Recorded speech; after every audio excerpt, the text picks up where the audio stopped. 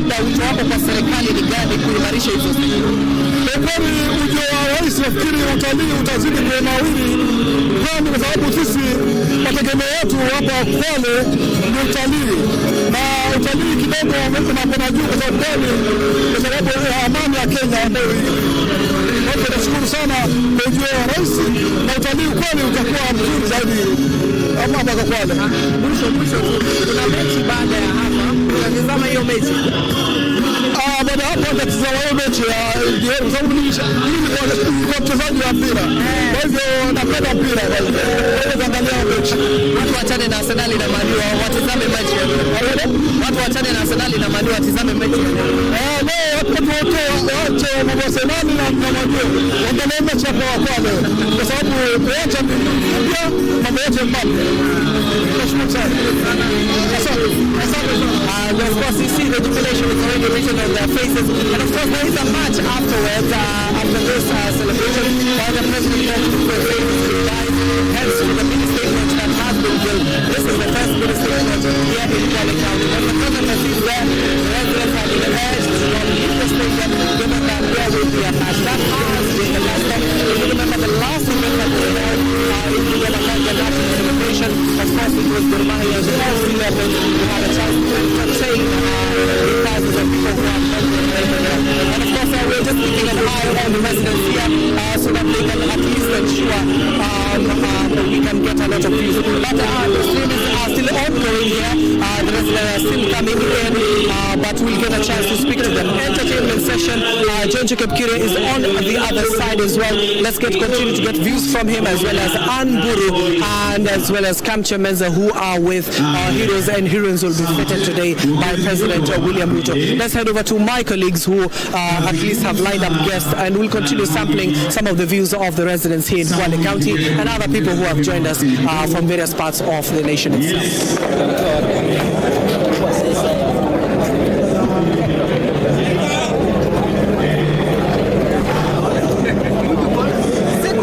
Ilitajwa kuwa Mashujaa, manake ni siku ambayo inawatambua wale waliofanya shughuli ama maswala fulani ya ujasiri, ama pia inaitwa heroes and heroines. Hivyo ni wanawake na wanaume wote kwa pamoja, si ndio?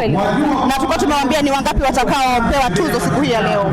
146 watapata tuzo na 22 wanatoka eneo la Pwani. 22 wanatoka katika eneo la Pwani. Turuhusu tu tuzungumze na wawili watatu, manake hapa tulipo ni katika hiyo sehemu ambayo wamekaa. Hebu tufuate tu kidogo tuzungumze nao. Habari zenu baba zanguni? Hii KBC mko live. Hii ni Mashujaa, sivyo?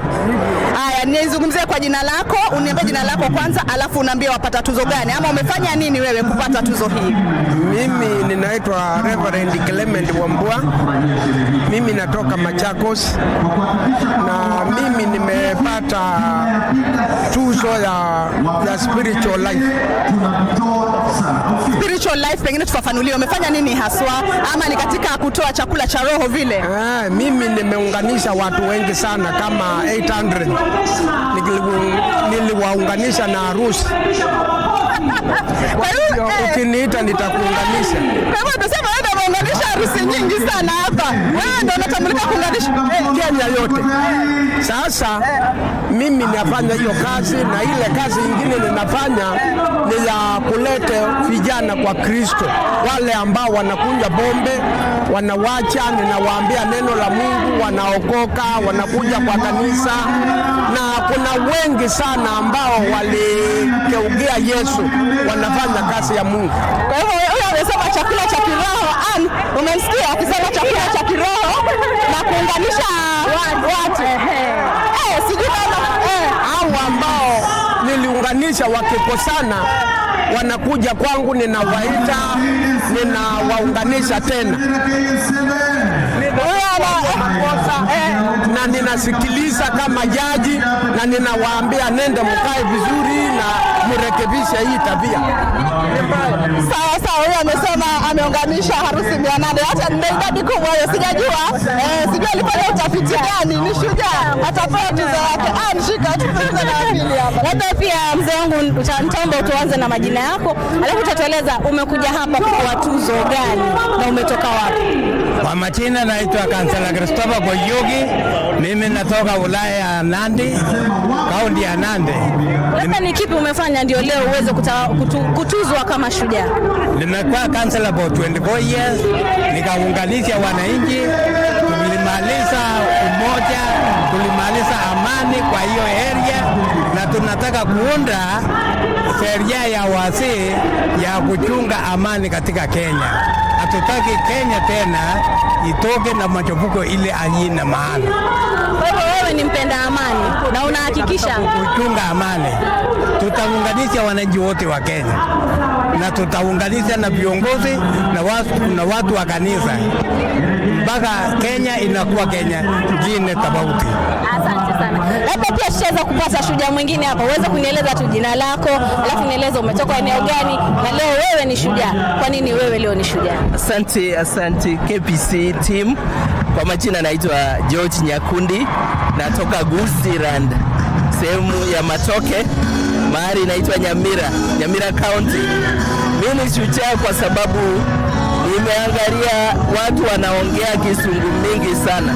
Kila kitu ni ya Kisungu, lakini sisi ni Waafrika na tunatetea mila na desturi ya Mwafrika, dawa ya Waafrika, lugha yetu na culture. So leo nimekuja hapa kama shujaa wa indigenous knowledge. Tunatetea wasee wa Kongwe, kina mama wa Kongwe. Unajua wakati mwingine wanachinjwa, wanakatwa, ukiseeka unaitwa mchawi. Lakini tunataka kuwaambia watu wetu wa Kenya kwa hata wewe utaseeka, na ukiseeka uko na ile akili ya Mwafrika. Hizo ndio tumefanya huko Uzalendo anda Mwanyagetinge Heritage Council. Hata hapa Kaya tumekuja hapa, watu wananyongwa. Tunataka wazee waheshimiwe. Asante sana kwa kuwa shujaa wa wazee, kuhakikisha kwa wazee wanalindwa katika nchi yetu ya Kenya. Labda mami, utatueleza na majina yako. Utaanza na majina yako, alafu utanieleza kwa nini uko hapa leo, ni tuzo gani unapewa ya mashujaa. Kwanza anza na majina yako. nasikia kweli? Nataka pia nisikie ile nasema. Hauwezi kusikia mama, wewe niambie, ueleze mtazamaji. Mimi kwanza ndangauliza jina ile kubwa ya majina yote kwanza, alafu ndio niseme yangu. Nataka unieleze jina lako ni nani? Nimalizie lakini msinikate. Mimi nimekuja hapa kwa ajili ya neema ya Yesu Kristo, King of Kings. Naitwa Eunice Nekesa. Nimekuja hapa kwa ajili, nililetea Kenya Gold 1978. Labda ni tuzo gani ambayo unapewa? Kwa nini leo unapewa tuzo? Na leo hiyo mkuki, yani nifanya, si ndio hiyo? Imenifanya nikuja hapa ni mkuki. Kurusha yani upande wa sports. 1978. Nilisalamia babangu ya kwanza mkono. Wewe ni mchezaji mashuhuri wa kurusha mkuki. Ile ni mkuki, ile ni Mungu alinipatia. Sasa leo hii tena tangu 78 president wa Peter wa 4. Hii leo ndio nimesikia. Guys of today were the ones who were in your shoes yesterday, and as we celebrate our heroes today, tomorrow we could be celebrating you. And this celebration of the Coast region, as governors of the Coast region, how do you feel about this celebration coming together? Amazing. All leaders are here. We are here. Level of patriotism, loving the country over everything else. Thank you very much. Governor Akilifi Millar, how are you doing? Thank you. How do you feel about the celebration? I feel happy that has come to Kwale. I hope sooner or later the president also will ask him to come to Kilifi. We are so happy that because as they celebrate Mashujaa, we had one of our own, the Katilili Wananza. So it's so nice that this celebration has come to us. Kilifi obviously has a good number of people who participated in the freedom of this country. Do you feel like they've been honored enough? more could be done. More could be done. Yeah. We are in a period of political transition of some sort. How do you feel about this process? What is your message to Kenyans at this point of a political transition of some sort? I think we just ask Kenyans to be peaceful as all these happenings at the moment. Both houses of the country, National Assembly and Senate, made their verdicts. The other party is still pursuing their constitutional rights. We just ask everybody to be peaceful and let all the processes take its course. Thank you very much. Governor Gideon Munao of Kilifi. Let me just quickly grab this interview from the woman rep members. Kwa sababu ya kwamba ni mambo na maendeleo, na pia vile vile tunasema katika mashujaa haya leo ambao tunasherehekea, tujue kuwa vijana pia ni mashujaa, na tuone mipango kambambe ya kuhakikisha vijana wamepata ajira na vijana wamepata miradi ambayo itawawezesha waweze kuwa Wakenya ambao wako na heshima na Wakenya ambao wanaweza kujitegemea, kwa sababu tukifanya hivyo tu ndio tutaweza kuweka ili taifa kuwa na umoja, kwa sababu hizi na jana tulikuwa na sitofahamu na hatutaki sitofahamu. Tunataka Mheshimiwa Rais vile alivyofanya kuweka umoja wa Wakenya na kuondoa hizi sitofahamu katika taifa la Kenya, asisitize umoja wa Wakenya, viongozi waweze kushirikiana. Na niweze kusema Mheshimiwa Raila na Mheshimiwa Ruto leo nitasema pia ni mashujaa wangu, kwa sababu wakati kulikuwa na zilizala katika taifa letu la Kenya, waliweza kuongea na wakasema lazima nchi iwe na utulivu, lazima nchi iwe na amani, na hiyo ndio tunasema ni ushujaa, kwa sababu kuwa shujaa ni kuweza kuleta amani, kuleta maendeleo katika taifa. Kina mama pia wasiweke nyuma katika nyanja za uongozi. Shukrani kina mama, sasa hivi tuko na wasaba, lakini tunasema tunataka kuwa na kina mama 24 wakiwa magavana katika jamhuri yetu ya Kenya. Asante sana. Mheshimiwa Likoni, that is the Honorable Mishi Mboko. There's something quite interesting about the celebrations today. It is because the person who will be commanding the parade, that is Lieutenant Colonel Mwagadi, is actually the first female commanding officer for what we would say the parade that is happening today, and that's a first instance for the country. And of course we'll continue grabbing several interviews. You can bring the Honorable Soro here as you address Pwani FM. Is still sister station, so you can go ahead.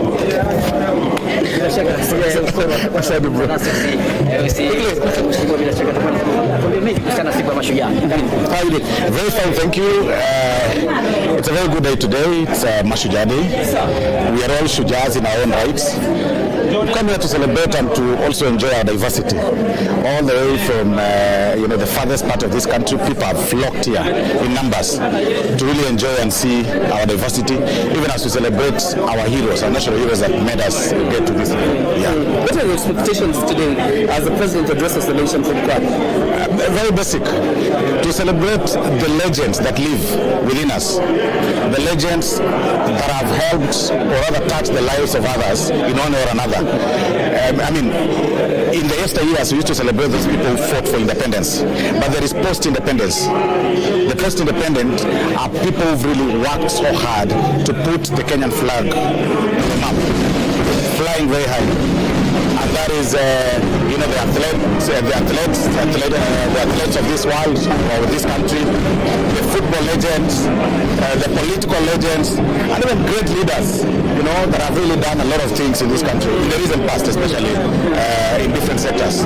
Yeah. But in a political transition of some sorts, you know what you did in the National Assembly and what the Senate did. What would be your message to Kenyans? I hope that even the President will celebrate the heroes that have fought for the independence of our independent institutions like the National Assembly.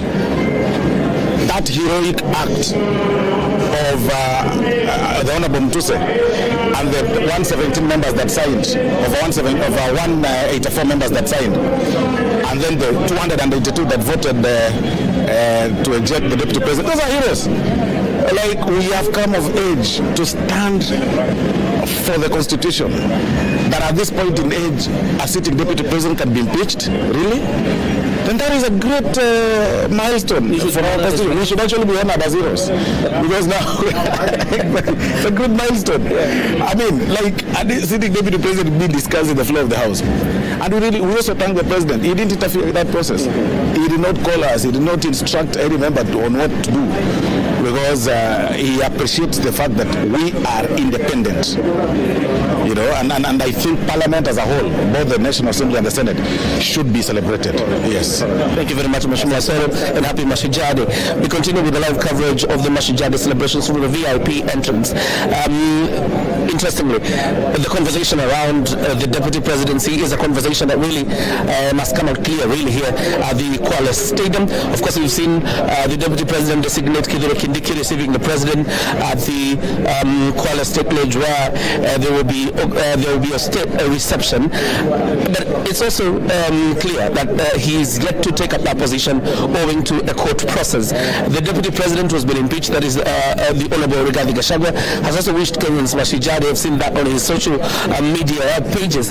So today is a special Mashujaa Day of some sort. But what is most important is the speciality of the person commanding the guard of honor the president will inspect. For the first time, we have a female officer, Lieutenant Colonel Faith Mwagandi, who is going to be commanding this parade and will be leading the president in the inspection of the guard of honor. This has never happened before, and the Lieutenant Colonel is from the Kenya Navy Force, the Kenya Navy Force of the Kenya Defense Forces. That's where she is from, and it will be interesting again to see how this rolls out. You've seen parades so many other times, but never before has it been commanded by a female officer. Lieutenant Colonel Faith Mwagandi is in charge of that process today. We're at the VIP entrance, and we continue to see, of course, to look at the number of VIPs that are making their way. In a bit, we'll be showing you a shot of the Commander-in-Chief armored vehicle that will be taking him around the stadium as he receives greetings from Kenyans, and we'll be showing you that in a bit. But for now, let me hand you back to Abdiaziz or Kamchemenza for a feel of what is happening inside the stadium.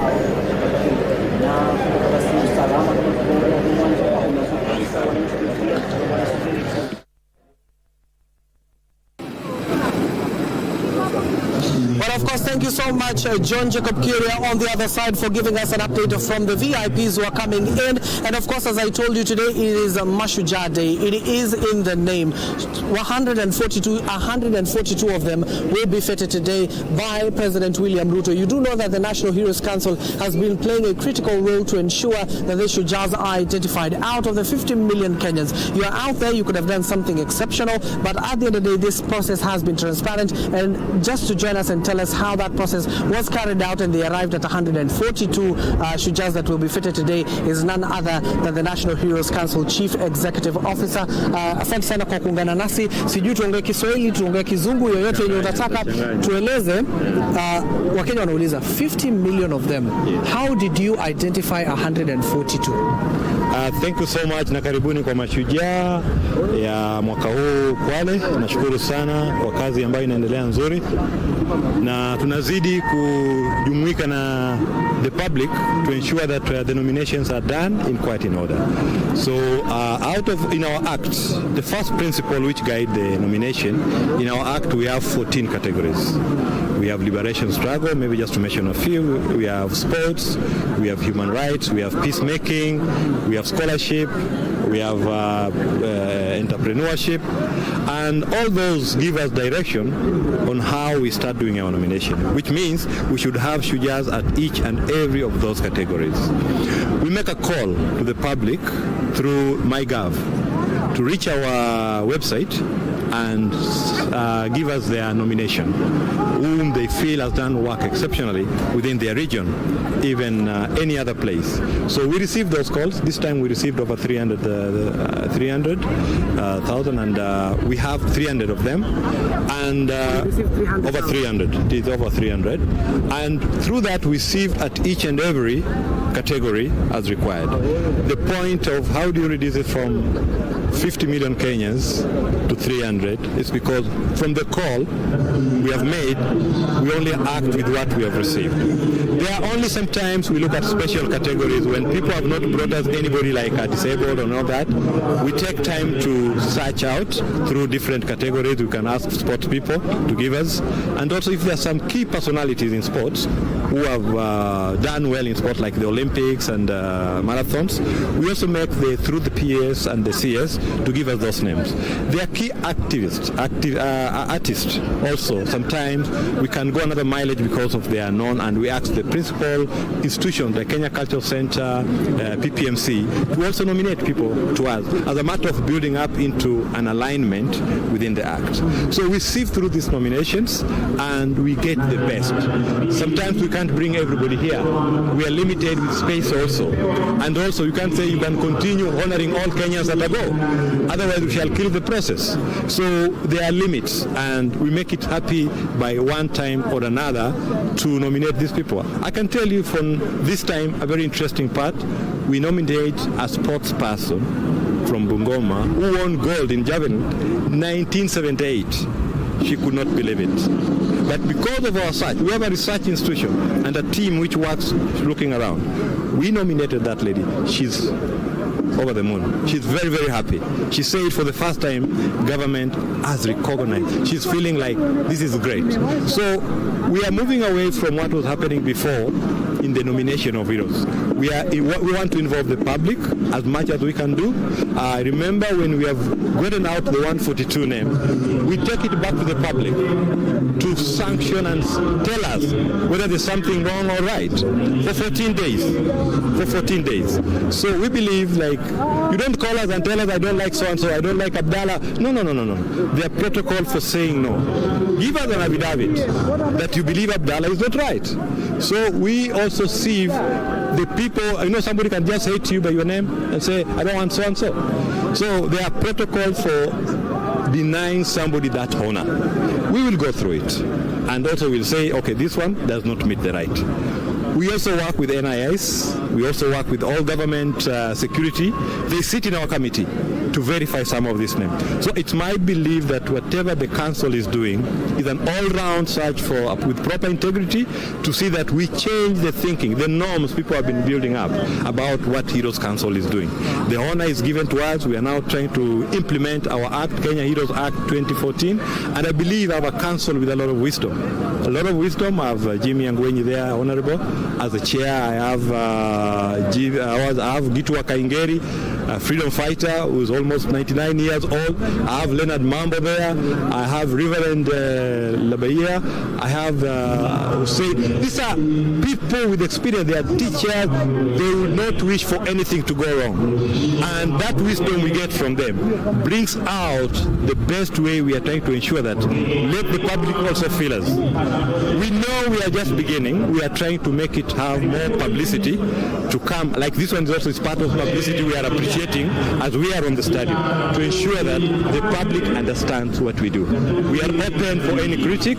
That one we put it rightly, and any opinion which can come to us, we shall appreciate. And of course, out of the 142 of them, 24 are from the coast region. People are elated about that. So tell us about the uniqueness about this 142 people. What did they do? What did you see they did that was so exceptional? Especially, what was the theme that guided you this year? Well, I tell you, we are guided by the 14 categories. You know, you can't go out of it because it's an act. But the people we have, I could mention just a few. We have Daudi Tonje is being honored. I don't know whether anybody have a challenge with that. The work he did in the forces, everybody knows. General Mohammed is also being honored, and is very happy about it. We have Agustin Cheruiyot, who is here with us in the stadium. Very, very happy about this honor. We have Abbas Gulit, who is here with us. We have one of the blood donors, number 1 of 5 times. I don't know how many people, some of us have done maybe 6 times. He's here with us. So we have Don Motif, an artist known very well. We have the young boy, Luis from Nyeri, who went back to save his colleagues when there was fire in their school. So we are trying to pick some of the areas which are more current, and we go back also posthumously. Like now we are honoring, as we are in the course, Metekilili wa Menza, official especially to be honored for the works he did for our liberation struggle. So it's a rich honor we are giving, and the people are ready. Some can be interviewed. I know some of you have interviewed some of them, and it's a very key honor we are giving to them. Maybe just to the public who are watching not within the confines of this stadium, just tell them, once that Mashujaa is fed, what is it to expect? Are there remuneration, or are their status at least changes for the better? That's a very key question, because the council is moving away from getting an honor and being a dead end. It's not like that. To explain this, I'll take you a little bit backward what we did last year. After the honor, we told them to form welfare groups in their region to work together. So if you have environmentalists and they have some work to do, they go do it. Like last year, this year in June, we supported the environmentalist heroes in Mombasa at Chuda Creek to plant mangrove, which I visited just before coming here the other day. The trees are doing very well. So we are working on how to support each other. Whenever there is any activities under government directive which can be worked by a group, those welfare groups they are formed help us. We are also telling them after honor is not a way to stop. Yesterday I had a meeting with them and I told them, don't go and get the honor medal and sleep with it. Do more now. Be motivated to do it. We are looking at how best we can use those heroes, even for peacemaking, for cohesion. We visited Marsabit. And remember, we are honoring posthumous, all the 14 who died in Marsabit for the first time, after almost 18 years, from 2006 to date. So we are telling them, if you are honored on peacemaking, Kenya needs peacemakers. Why don't you be in the forefront as a hero who has been honored by the head of state and do your work? If you are an environmentalist, planting trees is the key thing in this government. Go. If you are an artist, how do you moderate the celebrations of the artist? Isn't it? So we are honoring, talking to them to do even more on what they have been honored on. It's not stopping there. And I'm happy even some of last year's heroes are with us here to share with the others the importance of coming together as a unit. And we are building up a bigger unit which can be working together with the council to do some work. And maybe your final remarks to the Kenyans who are listening and watching the proceedings from Kwale State. Thank you so much, most of the Kenyans who are listening to us from Kwale.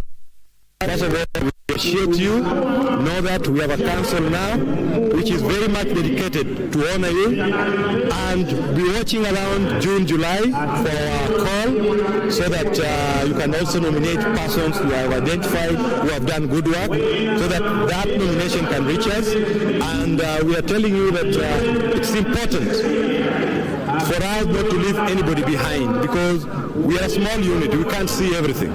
You who are in those regional areas, help us identify good people whom we can honor and celebrate them. When we honor them and celebrate them, we are bringing a cohesion in this country. We are making them emulate a good united Kenya for the future and for the goodness of this country. Thank you so much. And of course, that is the National Heroes Council Chief Executive Officer, who have been touring around Kwale County and of course various parts of the country. We've just heard out of the 142, 24 are from the coastal region, and they have been confining themselves within the 14 key areas. We've just heard from the CEO that this year it has all been about peace, and there are peacemakers, several of them who have been identified at the end of the day. Even lieutenants who are serving within the Kenya Defence Forces, generals, major generals as well, commanders will be of course feted in the list of 142 Shujaas. And of course right now, any moment from now, we do anticipate the main guests to arrive. Already the podium has filled to the brim. That is the VIP section, and of course the leaders from governors and members of parliament, senators, as well as members of the county assembly, and men and women in uniform have already arrived. The chief guest, President William Ruto, First Lady Mama Rachel Ruto also, and I'm going to say a motorcade of that is the National Assembly Speaker, that is Moses Masika Wetangula, now arriving into the stadium. We do know even the Prime Cabinet Secretary Musalia Mudavadi will be here. Even the Senator who was serving arriving in the administration. That is the Speaker of the National Assembly, Jeffer Amason Kingi, will also be arriving here following that momentous process we witnessed in the National Assembly. And of course, the key guests are arriving any moment from now. If you see the key guests arriving right now, it means any moment from now we do anticipate the leaders to arrive. Even from here, I can see the Senate Majority Leader, that is Aaron Cheriot, and a host of legislators already to the podium itself.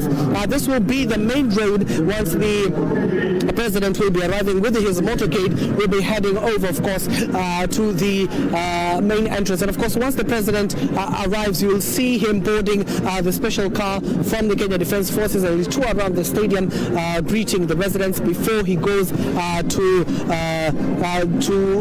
do the guard of honor. Already the men and women in the Kenya Defence Forces from Navy, Army, as well as the Air Force are already lined up at the middle of the stadium. Any moment from now, the head of state will be arriving. Just heard from the expectations from Kenyans and the leaders alike, talking about what they expect from the head of state to address them. Given that this is the coastal region, they anticipate to hear more about economy, the fishing industry, the tourism sector, how they can be improved on so that it can show at the end of the day people are living out of that. Given that this is the coastal region, that is their main business. And of course here in Kwale, agriculture also is very key, and you do know the government right now is, of course, and there you have it. The governor has arrived, and we see the eruption within the stadium. That is Fatuma Achani, who has just arrived into the stadium. Any moment from now, she is being ushered. She will be ushered into the main dais or the main podium. And of course, she is the host governor of this year's Mashujaa Day, the 61st of its kind, and the first in Kwale County. Fatuma Achani, you do know she has been working closely with the national government, especially in realization of this of a 10,000-seater stadium that we are in right now. Even we showed you earlier on images of the stadium. It's already packed to the brim, and many residents were being informed are still outside there. We do hope that they'll be allowed into the stadium to see the entertainment.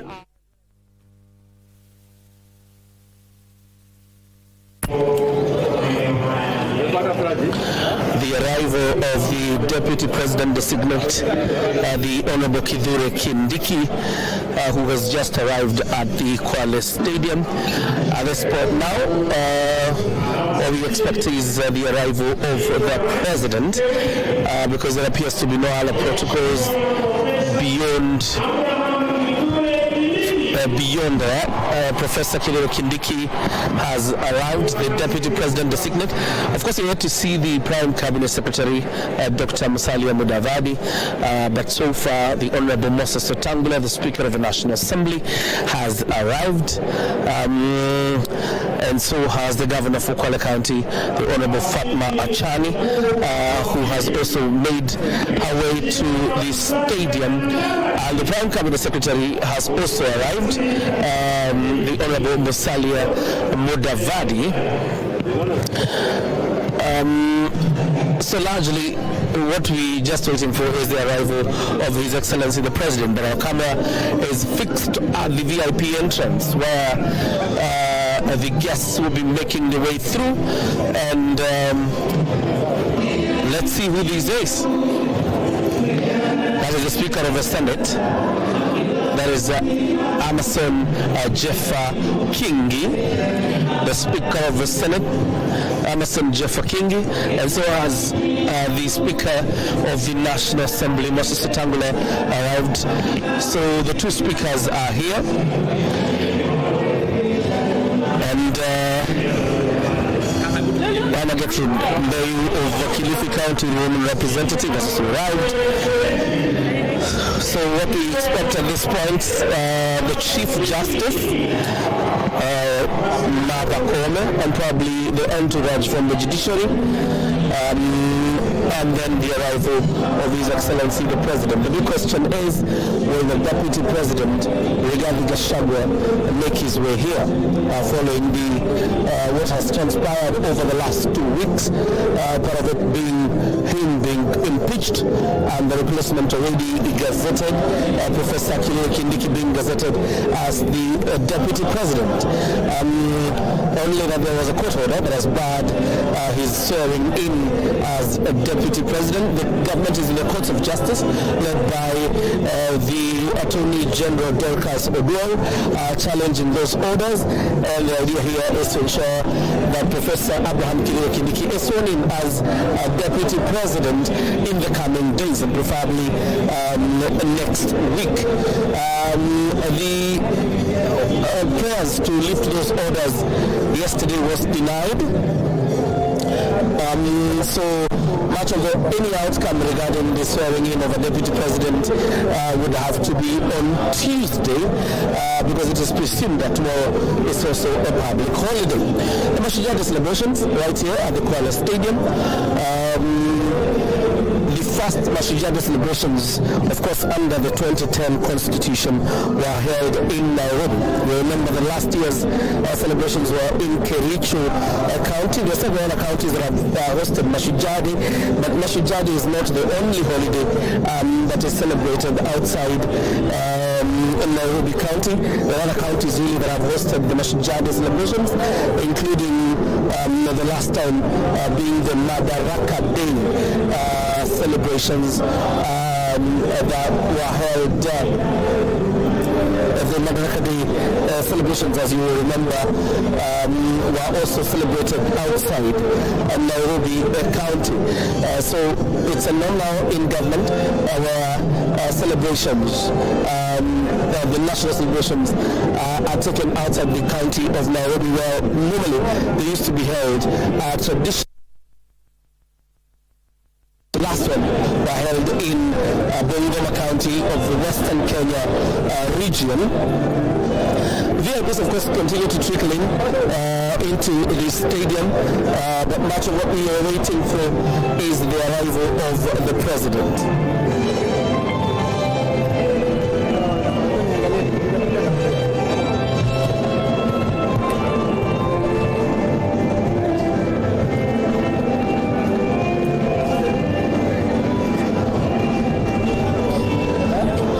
Continue to await the arrival of His Excellency the President, Dr. William Samoei Ruto. We are yet to locate the Chief Justice, or probably could have come in through another route, because there are 2 VIP gates to access the stadium. But our eyes are much more transfixed on where the President will enter through.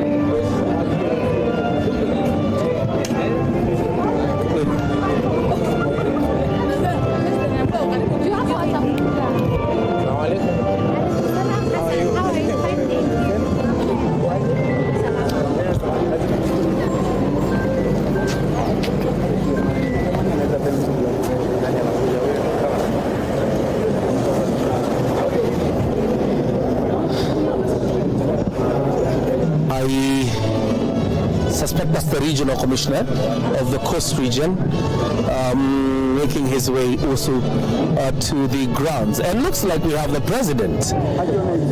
Here we go. President William Ruto has arrived to officiate the Mashujaa Day celebrations in Kwale County. And here he comes, the man of the moment, the President of the Republic of Kenya, the Honorable William Ruto, who is going to preside over this event. Of course, you see the formation, the arrow formation of the speed bikes. This arrow formation is for the protection and the honor of the office of President. And this will mark the commencement of the Mashujaa Day celebrations. It's now official that we are kick-starting the Mashujaa Day celebrations right here in Kwale County.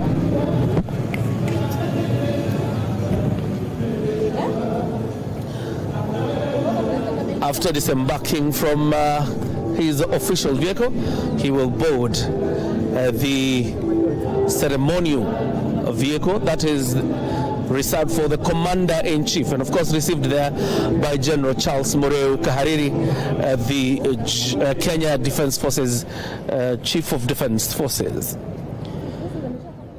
He will then proceed to receive greetings from Kenyans aboard that ceremonial Land Rover.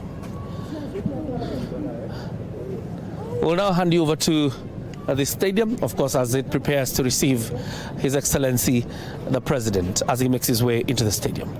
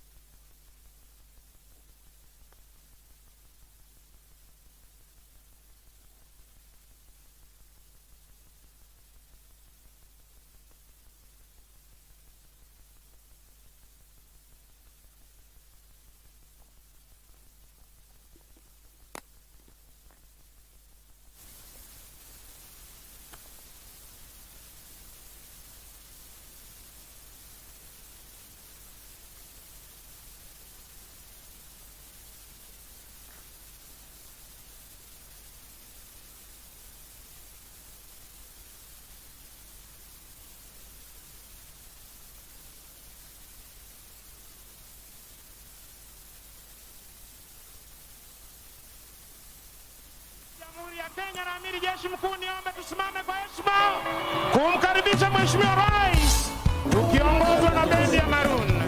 Hadi baadaye. Hadi baadaye.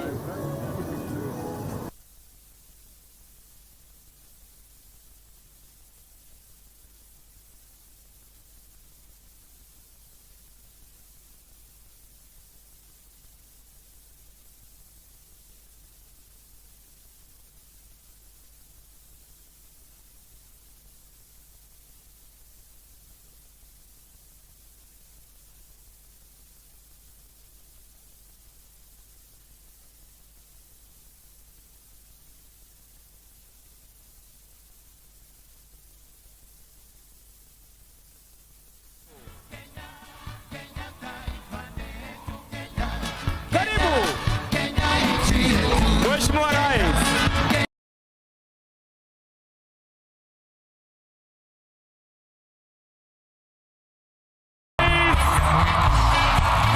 Moja.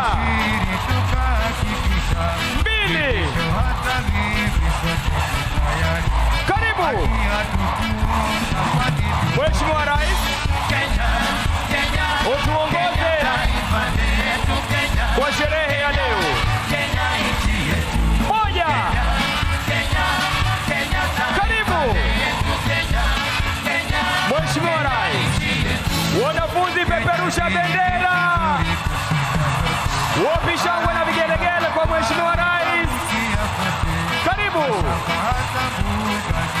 Mheshimiwa Rais, utuongoze kwa sherehe ya leo. Boma langu, nyumba yangu, mimi ni shujaa. Karibu Mheshimiwa Rais, eneo gatuzi la Kwale katika sherehe ya mashujaa. Tuendelee kumkaribisha Mheshimiwa Rais kwa makofi, mabibi na mabwana, anapojiunga nasi katika eneo gatuzi la Kwale, sherehe ya mashujaa. Karibu Mheshimiwa Rais, utuongoze kwa sherehe ya leo. Moja. Karibu Mheshimiwa Rais, utuongoze kwa sherehe ya mashujaa. Wapi shangwe na vigelegele, wanafunzi peperusha bendera.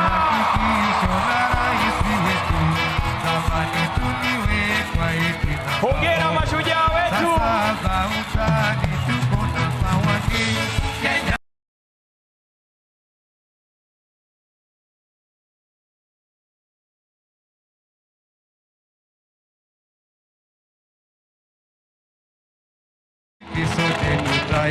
Katika sherehe ya mashujaa eneo gatuzi la Kwale.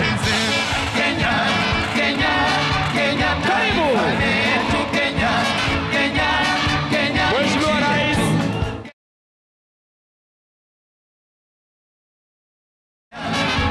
kauli mbiu boma yangu, nyumba yangu, mimi ni shujaa. Asante sana Maroon. Asante sana Maroon Commandos. Niombe tubaki tukiwa tumesimama kwa wimbo wa taifa na wimbo wa Jumuiya ya Afrika Mashariki.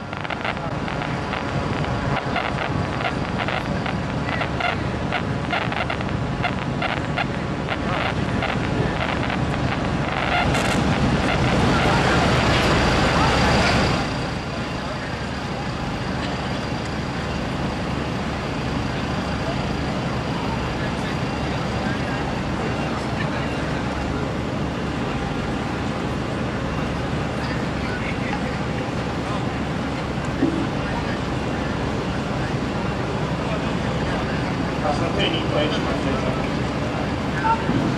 Anayemsikiliza Rais wa Jamhuri ya Kenya ni Mkuu wa Majeshi ya Ulinzi ya Kenya, Jenerali Charles Mureu Kahariri.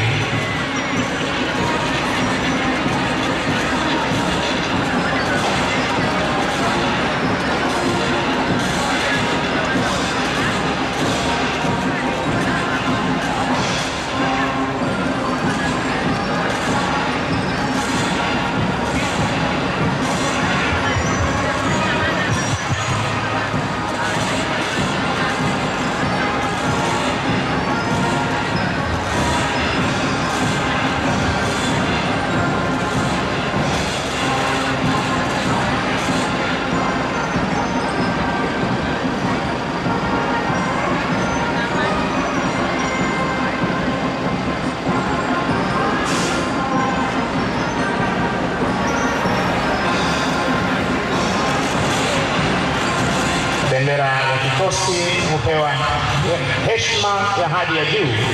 Unavyoshuhudia Mheshimiwa Rais akipeana heshima zake kwa bendera ya jeshi la wanamaji.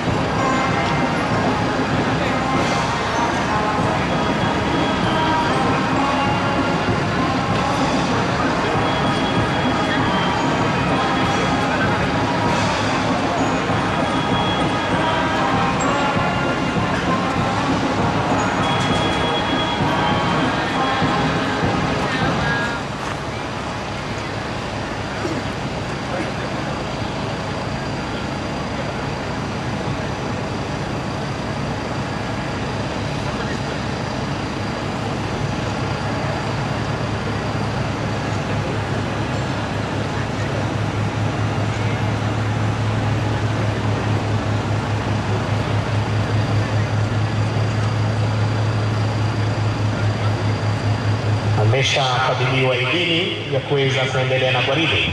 Punde tu Mheshimiwa Rais atachukua nafasi yake rasmi kwenye jukwaa maalum.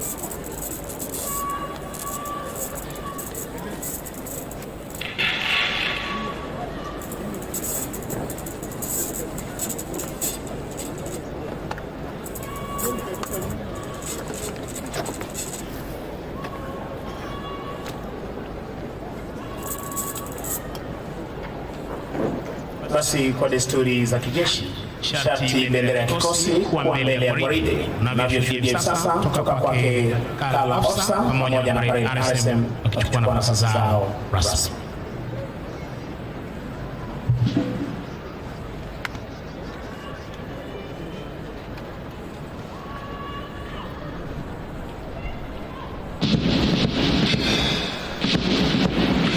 To your duties by the quick march. Wanajeshi hawa wanaondoka hivi sasa uwanjani baada ya kuandaa gwaride la Fana siku ya leo, kupata kujiunga na wenzao kuzidi kudumisha ulinzi wa taifa letu la Kenya, kuhakikisha kwamba fuo za bahari zetu ziko salama saa 24, mipaka yetu iko salama saa 24, na anga letu liko salama masaa 24.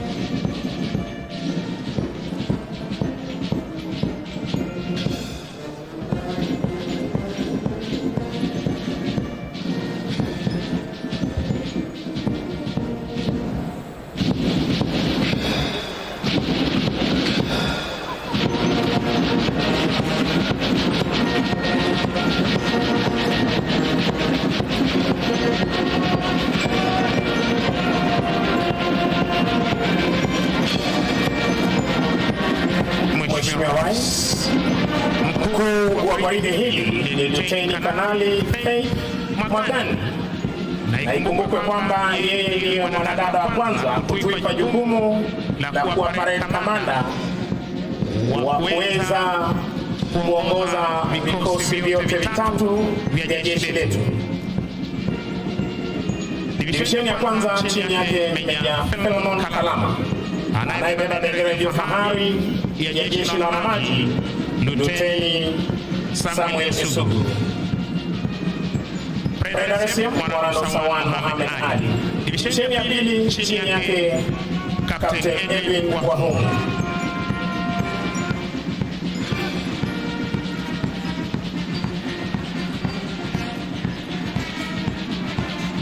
Divisheni ya tatu jeshi letu la nchi kavu kikosi cha 5 chini yake Meja Paul Nyaga Ireri, wakiwa katika mavazi yao rasmi ya sherehe.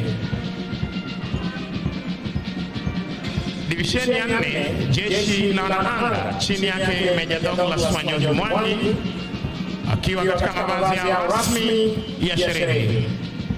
Parade Adjutant Captain Hewa Mageso.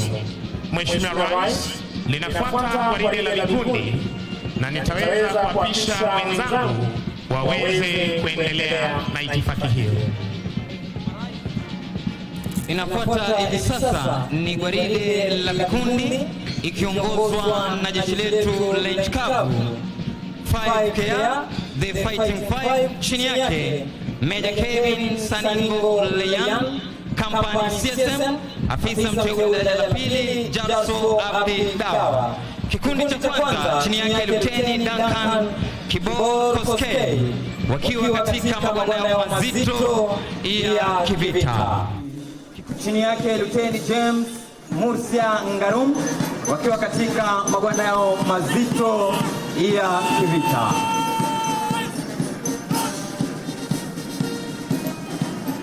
Kikundi cha tatu, Mheshimiwa Rais, chini yake Luteni Esther Mnyazi Mkala, wakiwa katika magwanda yao mazito ya kivita. Wanafuata hivi sasa, Mheshimiwa Rais, ni kikosi cha 15 A Company, kauli mbiu yao ikiwa ni Stay High Alpha Raiders, chini yake Meja Jonathan Tonyok, Company CSM Warrant Officer 2 Ngungu wakiwa. Kikundi cha kwanza chini yake Luteni Ahmed Buracha Halake katika magwanda yao mepesi ya kivita. Kikundi cha pili chini yake Luteni Conrad Kipto, wakiwa katika magwanda yao mazito ya kivita. Kikundi cha tatu chini yake Luteni Isaac Kimathi, wakiwa katika magwanda yao mepesi ya kivita.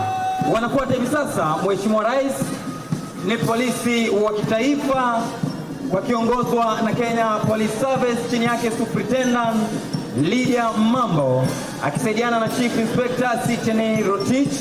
Kikundi cha kwanza chini yake Inspector Elijah Mwadori wakiwa katika mavazi ya rasmi ya sherehe. Kikundi cha pili, Mheshimiwa Rais, kikundi cha kinadada chini yake Chief Inspector Florence Mapenzi akisaidiana na Inspector Amina Hanyara Hussein katika mavazi yao rasmi ya sherehe. Sasa ni GSU wakiwa katika mavazi yao rasmi ya sherehe chini yake Chief Inspector Wesonga Makwari Boniface akisaidiana na Inspector Vincent Korir. Kikundi kifuatacho, kikundi cha GSU wakiwa katika mavazi yao mazito ya kikazi chini yake Inspector Daniel Ndolo.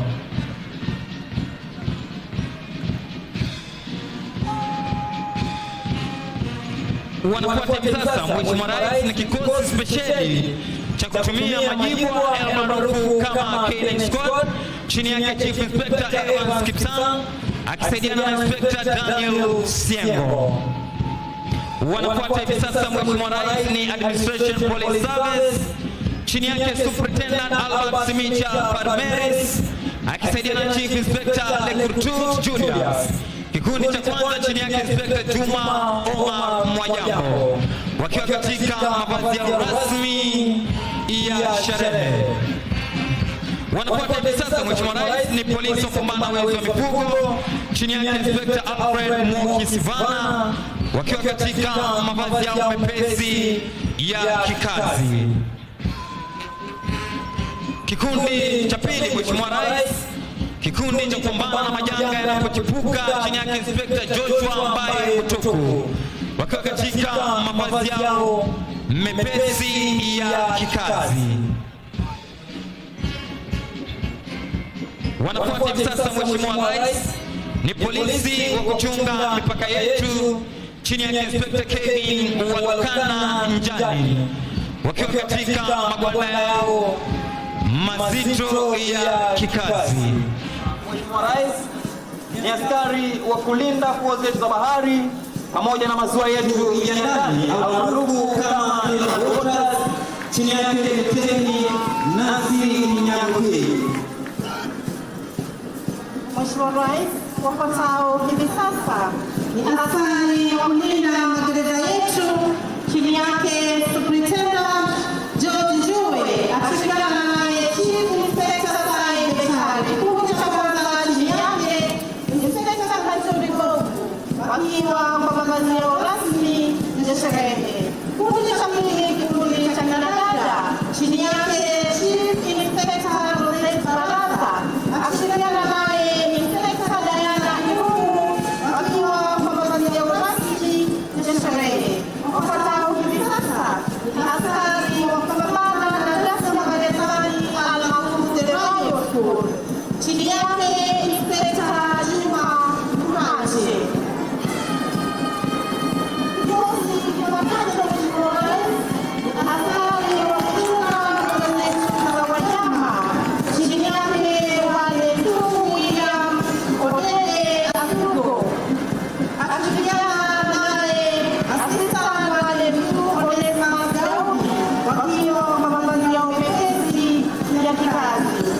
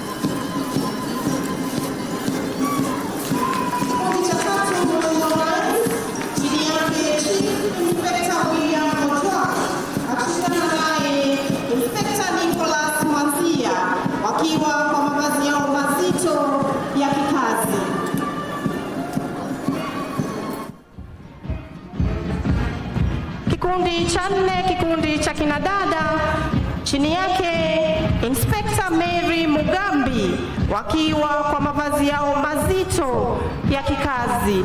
Na kwa kutufungia gwaride hili la vikundi, Mheshimiwa Rais, ni askari wa gatuzi hili la Kwale, chini yake Chief Inspector Joseph Kalumalewa, akishirikiana naye Inspector Abdalla Morandani, wakiwa kwa mavazi yao rasmi ya sherehe. Kikundi cha pili, kikundi cha kinadada, chini yake Chief Inspector Mwanajuma Gwaya, akishirikiana naye Inspector Magdalene Duta, wakiwa kwa mavazi yao rasmi ya sherehe.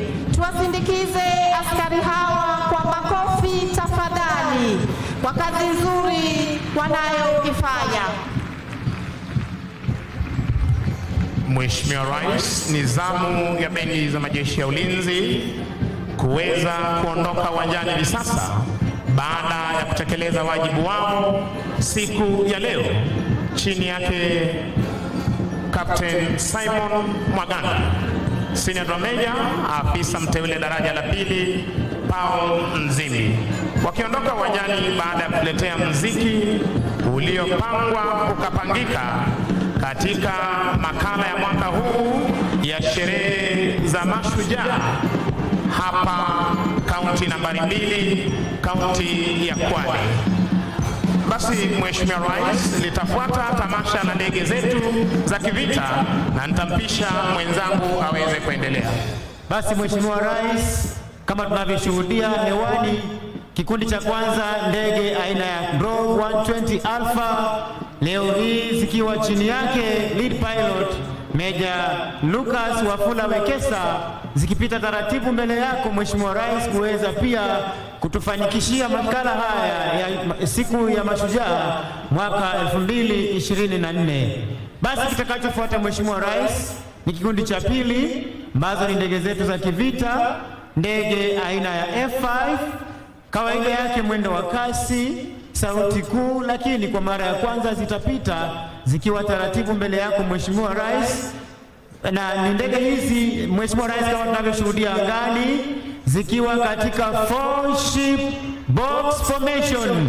Tuwape makofi marubani wetu tafadhali, ambao hakikisha ya kwamba anga letu liko salama, wakiweza kujiondoa katika mfumo huo wa box formation, ili Mheshimiwa Rais waweze kutuletea maonyesho ya moja kwa moja jinsi wao ukaweza kukabiliana na adui angani, ardhini na pia hata kwenye fuo za bahari.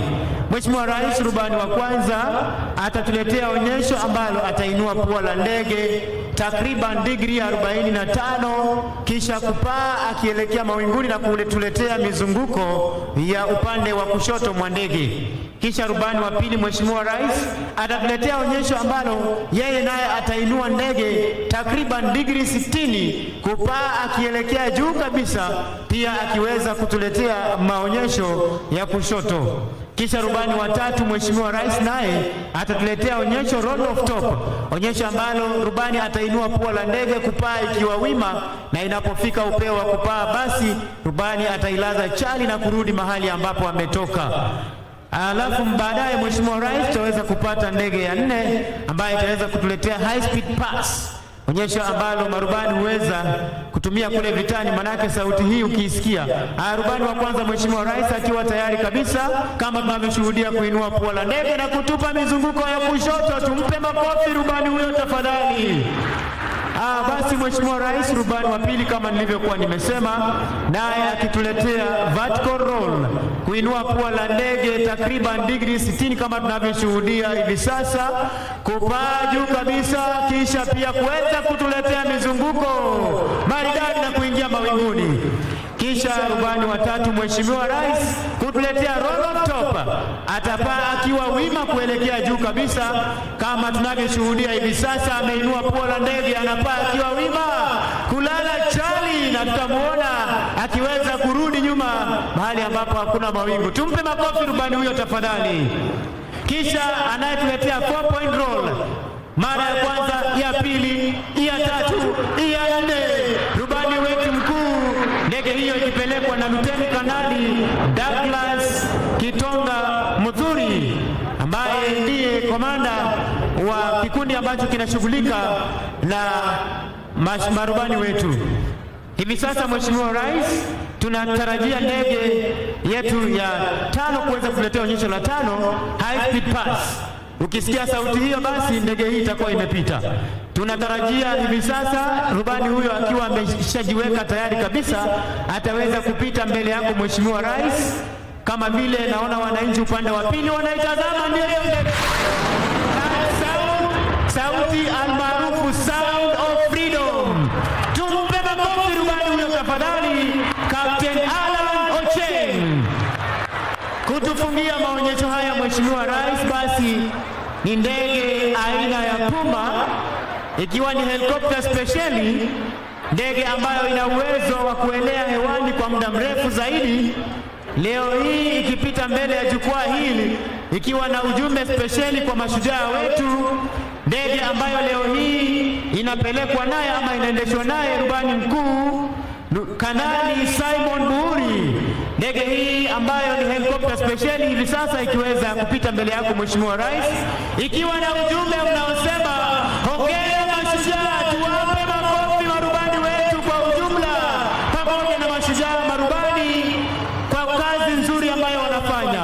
Nimpishe mwenzangu Sergeant Misango ambaye aweze kukamilisha ratiba ya kijeshi kwa ujumla.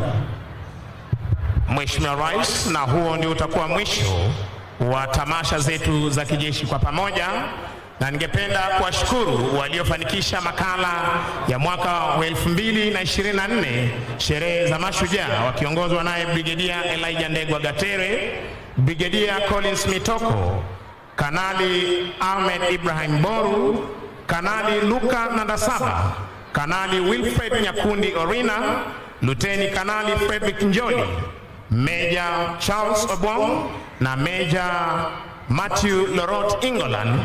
Pia niweze kuwashukuru Defense Forces Sergeant Major Warrant Officer 1 Bwana Haji Omar, Kenya Army Sergeant Major Warrant Officer 1 Joel Mrage, Kenya Air Force Sergeant Major Warrant Officer 1 Dennis Namunyu Oletalengo, na bila kumsahau Naval Sergeant Major Warrant Officer 1 Musa Adan Abdi, wote wakiwa ni OGW. Ni washukuru wenzangu Senior Sergeant Kisuya, Sergeant Masi Chitai na Corporal Kiti Jefwa. Jina langu ni Sergeant Misango Mbaye, nikiwarejesha moja kwa moja hadi kwake Bwana Mike Gitone aweze kuendelea na ratiba ya siku jinsi ilivyoratibishwa.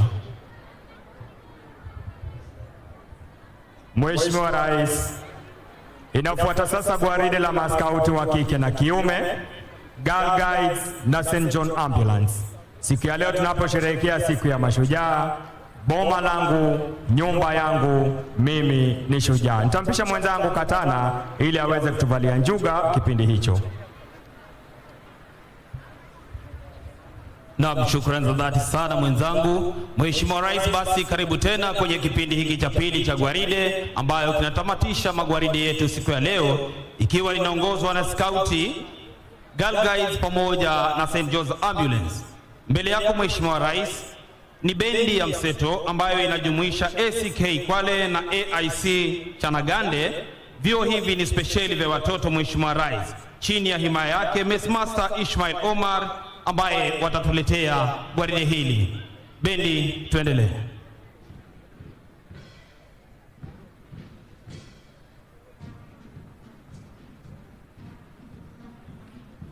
Mheshimiwa Rais, bendi hii inaweza kutuchezea nyimbo za kizazi kipya, nyimbo zilizopendwa na pia vile vile nyimbo za enzi, ambapo siku ya leo wataweza kuhakikisha hatua zote zilizoko kwenye gwaride hili la maskauti zinaenda sawa sawia.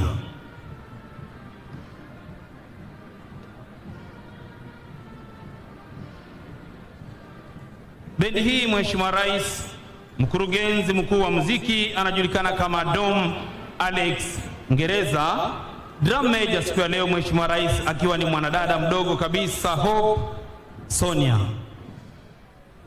Skauti Mheshimiwa Rais waliweza kudumiwa hapa nchini Kenya miaka ya awali, na ikiwa wewe ndiye baba mlezi wao, wako na skauti mkuu Prof.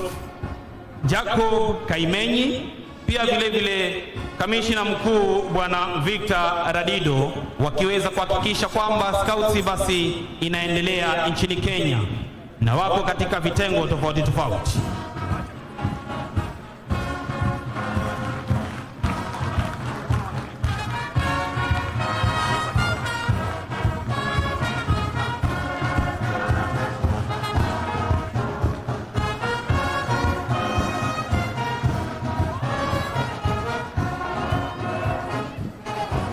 Basi kikundi cha kwanza, Mheshimiwa Rais, kinachopita mbele yako ni sungura, rangi yao ikiwa ni rangi ya manjano, miaka 6 hadi 12, wanasema do your best. Kikundi kinachofuata ikiwa ni chipukizi, rangi ya kijani kibichi, miaka 12 hadi 15, wakisema be prepared. Vile vile kikundi cha wanadada hicho ikiwa bado ni chipukizi, Mheshimiwa Rais,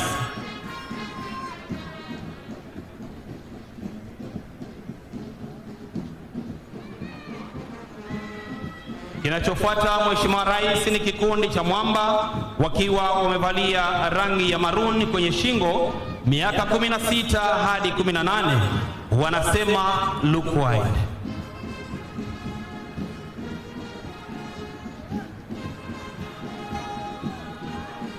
Skauti, Mheshimiwa Rais, humu nchini imeweza kuwasaidia vijana wengi sana kuwa na nidhamu wanapokuwa shuleni, hata pia vile vile wanapokuwa nyumbani.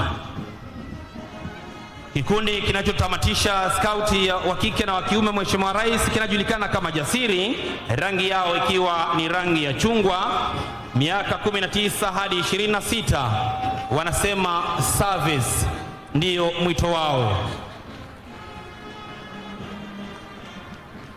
Vile vile Mheshimiwa Rais, inayofuata ni bendera ya Girl Guides, wakiwa chini ya himaya zake mama mlezi, mama wa taifa Bi Rachel Ruto, kamishina mkuu Bi Teresia Chebet Maina, mkurugenzi mkuu wa kitaifa Priska Gadhiga, mwenyekiti wa bodi Honorin Kilangat. Kikundi cha kwanza, Mheshimiwa Rais, wanajulikana kama Brownie, wakiwa mahiri kabisa wakitembea kwa umaridadi. Kikundi cha pili kikijulikana kama Girl Guides, wanapita mbele yako Mheshimiwa Rais.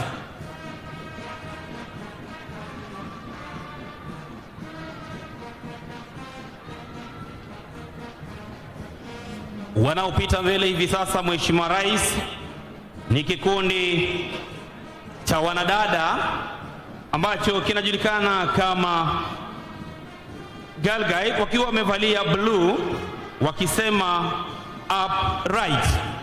Mheshimiwa Rais, kinachotufungia gwaride la Girl Guides ni kikundi Rangers, wakiwa wamevalia navy blue, miaka 18 hadi 35, na inayotufungia gwaride hili ikiwa kikundi cha kwanza cha wanaume ni St. John's Ambulance, ambao wanajulikana kwa kazi yao ya huduma ya kwanza nchini Kenya. Kikundi cha kwanza ikiwa ni Dolphin, miaka 13 hadi 18 kunradhi. Vile vile wanadada hao wakiweza kufunga kikundi hicho, na cha mwisho Mheshimiwa Rais ikiwa ni above 18, wakijulikana kama adults.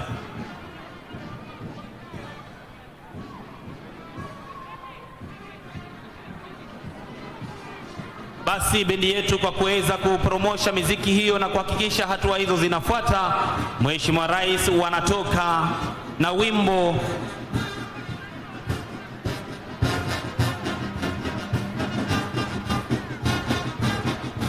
Tuwape makofi jameni wanaskauti wetu wanapoaga kiwanja hiki na tunapofunga tamasha za gwaride.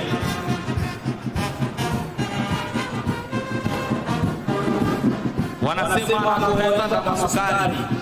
Basi ningeomba Mheshimiwa Rais niweze kukaribisha mkuu wa kikosi chetu cha State Functions Bwana Mike Gitonga aweze kuendelea na ratiba inayofuata. Karibu. Asante sana Katana. tuwapigie maskauti makofi tafadhali. Kwa heshima kuu, naomba na tazama kuu tuwe watulivu sote kwa maombi, na maombi yataongozwa kimila ni mzee Salim Mwasabu. Maombi ya Kiislamu tutaongozwa na Shehe Faraji Bakari Omari, na atakayetufungia kurasa la maombi ni Reverend Musomba kwa maombi. Kaya atusimilani muchisimila na voya vizo vinivyo hazo inomvula ya pevo simasia mwamba Zahara mloganji mloga nchi yetu ya Kenya, mloga rais wa Kenya Bwana William Samoei Ruto, mloga mahakama ya Kenya, mloga bunge la taifa la Kenya. Hai mlungu ukongo mpungu atu wa Chigomba similani alombaeniani serabi emeni chitwani mfura kumanya kuimana chime matonana kumanya kona na gaone mikono mipaha kumanya kuirana ibire magulunguzo kumanya kuchitanga gachite similani. Jina la Mwenyezi Mungu mwingi wa rehema mwenye kurehemu. Tunakushukuru Mwenyezi Mungu kwa kutupa sikukuu hii ya mashujaa wetu wa nchi yetu tukufu ya Kenya. Tukuomba Mwenyezi Mungu utubariki, utuzidishie kheri, baraka na amani yako Mwenyezi Mungu. Tukushukuru kwa kutupa mafanikio mema katika elimu, afya na mengi tuliyoweza kufanikiwa katika nchi yetu ya Kenya. Tumuombea rais wetu Mheshimiwa Dr. William Samoei Ruto maisha marefu, afya njema, azidi kutuongoza Kenya hii tupate mafanikio na maendeleo zaidi. Kwa kuomba Mwenyezi Mungu uwajalie viongozi wetu wote na wananchi sote tuzidi kupendana, tuwe na umoja, ushirikiano, amani na maendeleo zaidi. Rehma na amani ziwashukie mitume wako wote. Amin, amin, amin. Let us pray. Heavenly Father, on this Mashujaa Day, we come before you with hearts full of gratitude. We thank you for the heroes who have paved the way for our freedom and progress. Almighty God, on this Mashujaa Day, we lift before you His Excellency, the President of the Republic of Kenya, Dr. William Ruto. We thank you for his leadership and the responsibilities he carries. Grant him wisdom and discernment in every decision he makes. Bless all our leaders in national and county government. Lord, help us to foster unity among our communities, embracing our diversity as our strength. Gracious God, grant us the strength and the courage that our heroes exhibited in their fight for justice and equality. Let their examples remind us to stand firm in our conviction and pursue what is right. Dear Lord, as we remember those who have fought for our freedom, we also pray for the future generation. Instill in them the values of bravery, integrity, and service. In closing, we ask for your blessing upon our nation. Bless us economically, socially, numerically, and spiritually. In Jesus' mighty name, we pray and believe.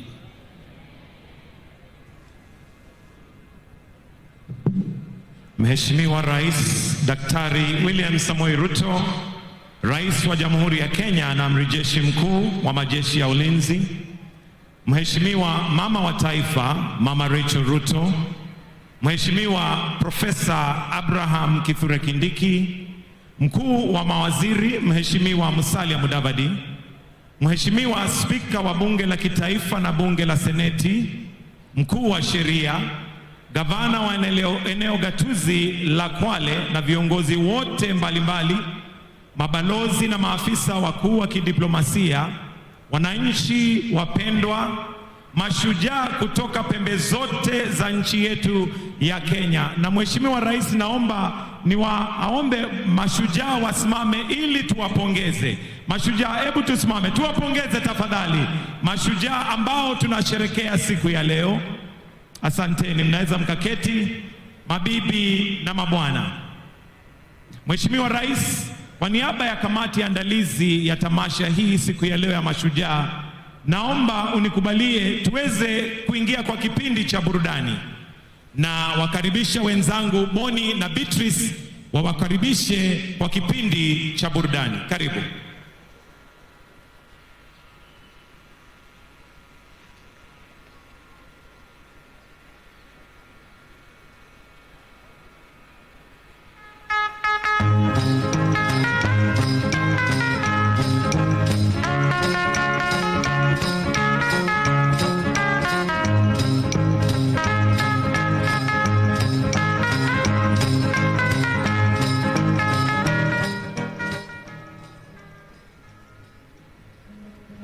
One, two, 1, 2.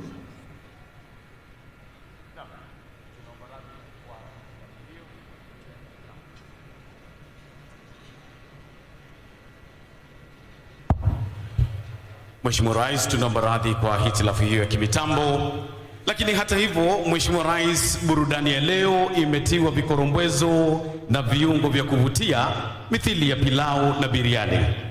Mheshimiwa Rais, burudani hii imegawanywa kwa daraja mbili. Daraja ya kwanza itashuhudia wanafunzi takriban 520 kutoka shule mbalimbali za msingi gatuzini humu, wakiongozwa na Janet Langat kutoka Wizara ya Elimu, waelekezi wakiwa ni Eric Amuhaya, Faith Mbote, Hezekiah Ogira na Salim Umar. Wanafunzi hawa wataunda miundo ya kupendeza na yenye mafunzo tele kulingana na kauli mbiu ya sherehe za mwaka huu ambayo ni boma yangu, nyumba yangu, mimi ni shujaa. Hiyo ndio itakuwa daraja ya kwanza. Daraja ya pili, Mheshimiwa Rais, ni burudani mseto. Tutaanza na mchezo wa kuigiza wenye mada boma yangu. Mchezo huu utafuatwa na shairi lenye mada Kenya inaendelea, kabla ya wasanii tajika kutoka gatuzini humu kuteka uga huu kupitia nyimbo zao maarufu. Mheshimiwa Rais, sijui kama unaofahamu wimbo mimi ni mzabibu, baba ni mkulima. Pia utatumbuizwa na taarabu, mtindo ambao ni maarufu sana hapa Pwani. Hitimisho ya burudani ya leo, Mheshimiwa Rais, itakuwa ni densi ya Sengenya. Watoto, iwapo mko tayari sasa, uwanja ni wenu. Wanakwale wa Kenya kwa jumla, tuwakaribishe watoto uwanjani kwa shangwe, makofi na vigelegele. Karibuni.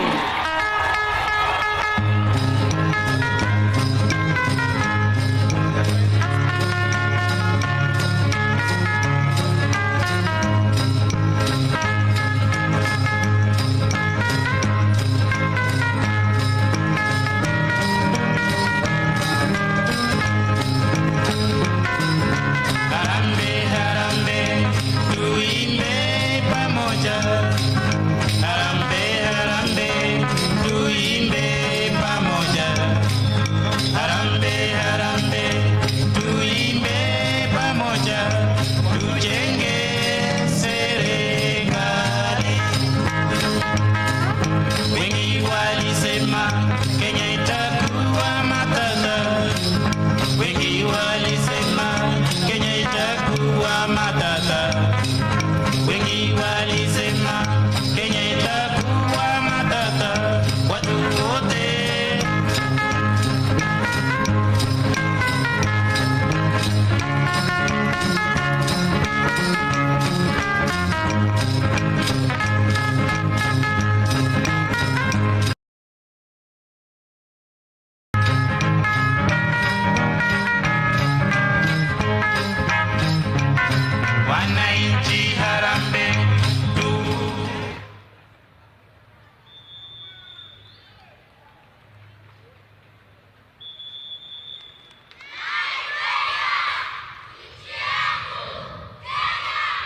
ramani ya nchi yetu Kenya, wanaonesha uzalendo wao na shukurani kwa wanajeshi kwa kuilinda. Tuwape makofi mazuri watoto wetu.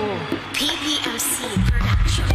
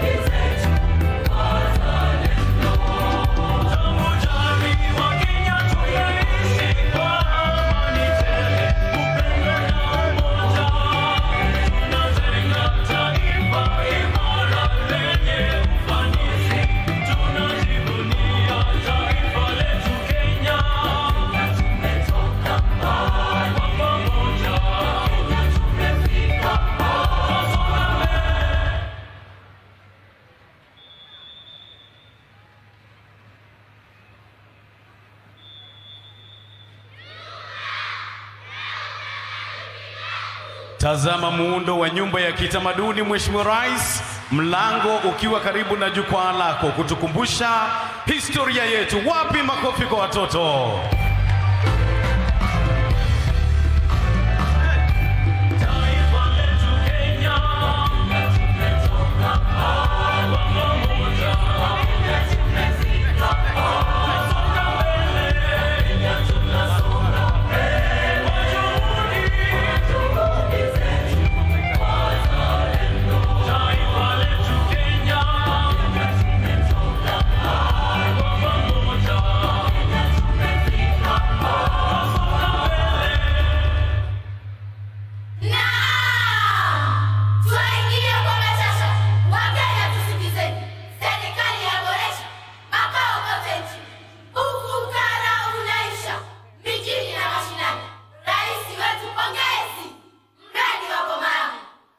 Muulize mwenzako, nyumba hii mwahitaji kwa lugha ya mama?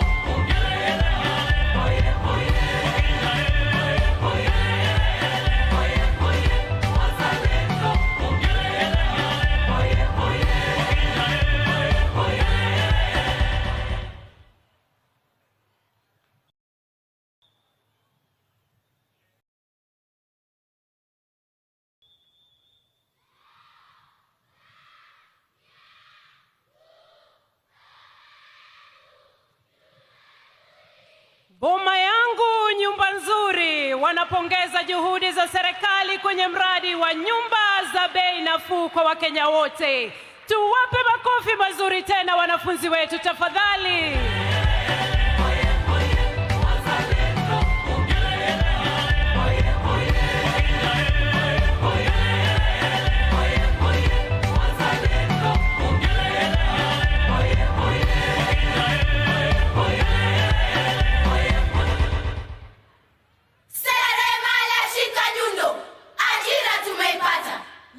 Usiache tindo, toroli nayo kamata.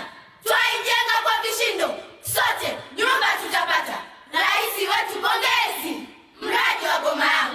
Mheshimiwa Rais, hawa ni ishara ya wale wanaopata kazi katika mradi wa nyumba za bei nafuu. Hivi punde watajenga ghorofa papa hapa.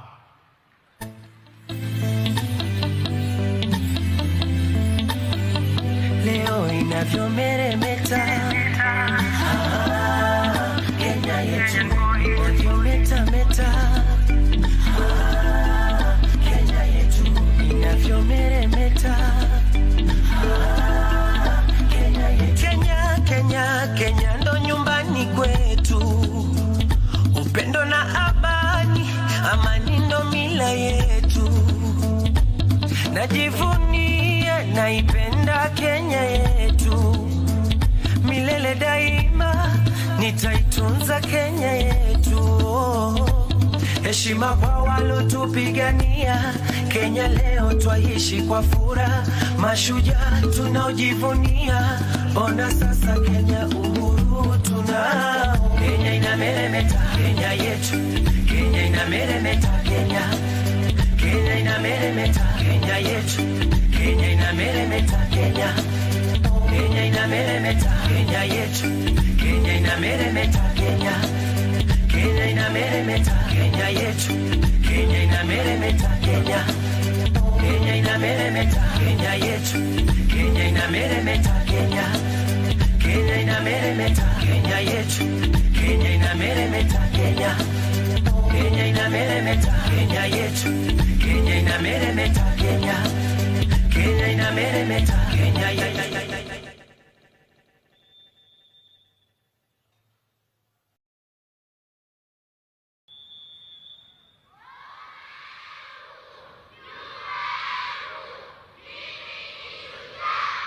Ya Mheshimiwa Rais, jengo ndilo hilo la ghorofa 4, mlango ukiwa karibu na jukwaa lako, na sasa hivi litafunguliwa rasmi hapa Mheshimiwa Rais. Ukiangalia wapi makofi na vigelegele.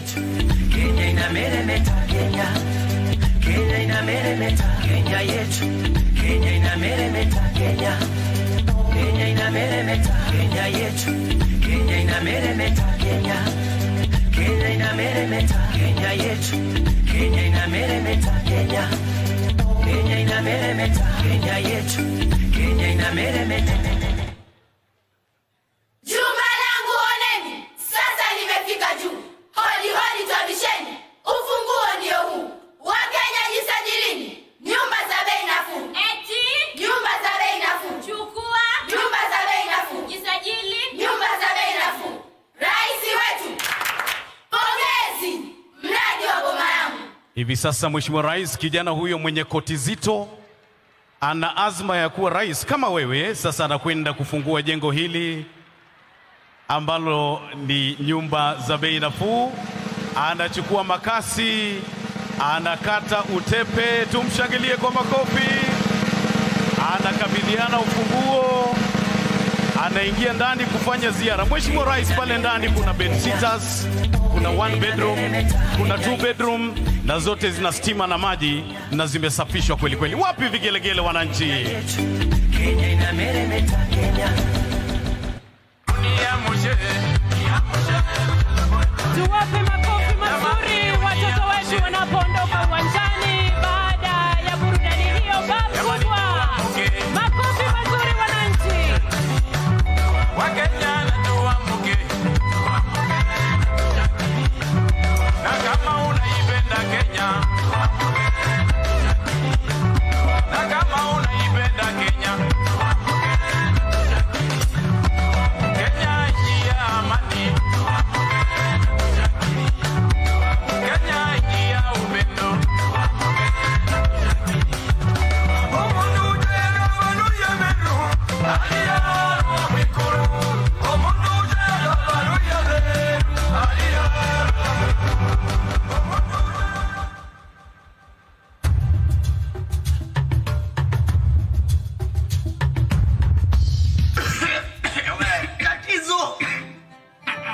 Tatizo! Una nini?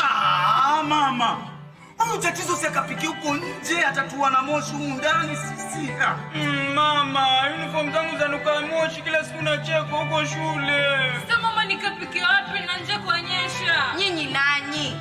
Wataka mwenzenu akapike wapi na mwaona haswa nje kwa nyesha. Alafu mama, mimi sina uhuru kwa hichi chumba. Na ndo maana niliwaambia, mwambieni baba yenu ajenge nyumba kubwa. Yani nyinyi binadamu hamna shukurani kabisa. Wenzenu huko nje hawana hata makao. Nyinyi mko hapa mnalalamika, nyumba ni ndogo, nyumba ya vuja. Hebu nioneni huruma bwana. Kwanza paondokeni hapa. Alafu we mama yake, huu ni mwezi wa 6. Mimi keki hunipi. Kazi ni kuchochea watoto tu hapa. Yani kwenye kinyumba hiki kupika humu, kulala humu, watoto tunao humu, tena bado wataka nikupe keki. Sasa nasemaje? Sikupi. Wazee wenzangu, na wauliza, je, huu ni ungwana? Ungwana wewe kujisajili e-Citizen boma yangu? Basi mimi najisajili niokoe familia yangu. Fanya hivyo basi. Ndege wako na mahali pa kuenda jioni, wanyama wa porini jua likitua pangoni, samaki wa majini wana makao baharini, wako mpangoni. Na kuna Mkenya hana nyumba mahali, na zile ziko hawezi kumudu bei ghali, analilia serikali, ategemea serikali. Anzeni kujenga, watoto wetu wasikose mahali pa kwenda. Chukua mawe na simiti, weka kwa mabega. Tunajenga.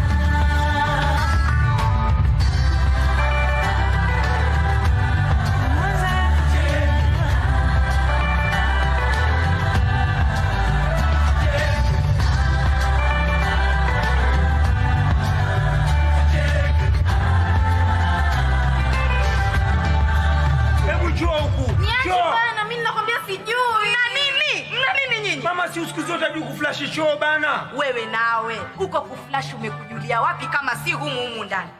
Hebu nenda kamfundisha mwenzako jinsi ya kuflash. Hebu twende ukulione. Haya bwana Mwamadi. Karibuni kwa boma langu bwana. Karibuni. Mama, hawa watoto wako wapi? Mbona kumenyamaza sana? Kila mtu amelala chumbani kwake. Hili jumba hili kama ni hoteli zile za wazungu bwana. Wewe wasema hoteli? Huku nako kuna maji ya moto na ya baridi. Na chumba cha wageni kiko wapi bwana? Mamadi, mimi nimewaleta kwa hii boma yangu ili mulione na nyinyi mkasajiliwe mupate boma yenu kama hii bwana. Kama ni hivyo bwana, pia na mimi niko ndani ya huo mpango. Hata mimi niko. Na wewe mume wangu ndio shujaa wangu.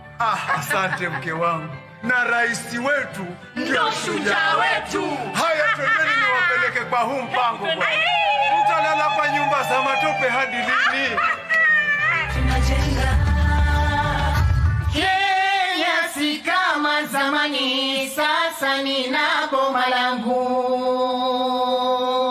Pongezi kwake rais kuleta mradi huu. Hizi nyumba sio ghali, bei zake si za juu. Hata asiye na mali ameipata nafuu. Kenya si kama zamani, sasa nina boma langu. Kenya sasa ni tajika kwa yake maendeleo. Wakenya twafarijika, kimepanda chetu cheo. Maboma yetu hakika yamekuwa ya kileo. Kenya si kama zamani, sasa nina boma langu. Kenya si kama zamani, nchi yetu inapaa. Ajira tumezibuni, tumeipunguza njaa. Mafundi wa mjengoni nao pia mashujaa. Kenya si kama zamani, sasa nina boma langu. Ajira zimepanu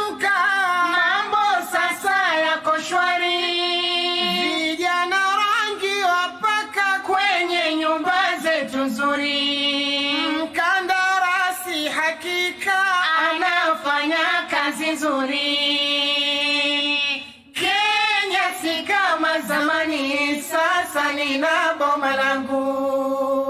Tusiwasifu kwa nini Wadau na mashirika wote walokaa chini, mradi kwetu kufika. Kenya ni hame kwa nini? Na mambo yamenyoka. Kenya si kama zamani, sasa nina boma langu. Mbele nitatarajia Kenya izidi kupanda. Kila mwenye familia hatoishi kwenye banda. Hakuna tena udhia wa watu kurandaranda. Kenya si kama zamani, sasa nina boma langu. Sasa tunalo jukumu la kulinda nyumba zetu ili zipate kudumu warithi wa watoto wetu. Hii siyo kazi ngumu, umoja ndo ngao yetu. Kenya si kama zamani, sasa nina boma langu.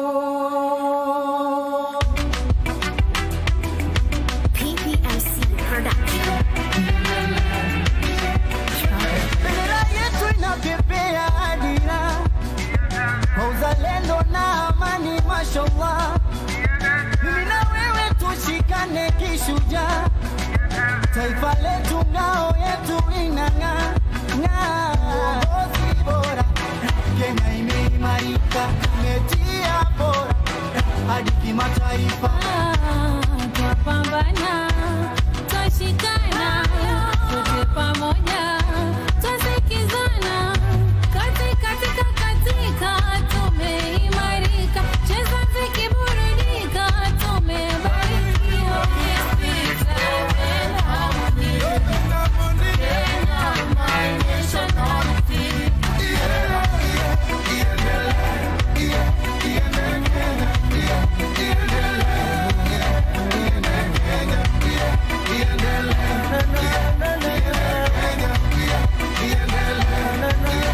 Kaskazini, kusini, mashariki, Kenya ndiyo nyumbani. Meniheshimisha, siwezi pokea lawama. Amani, upendo, umoja na mengi maendeleo, tumeimarika, sijisikii jangwani. Areka jenzi ya bire maalu wazigononde. Kenya ni nchi iliyo yangu kwa maana zilale.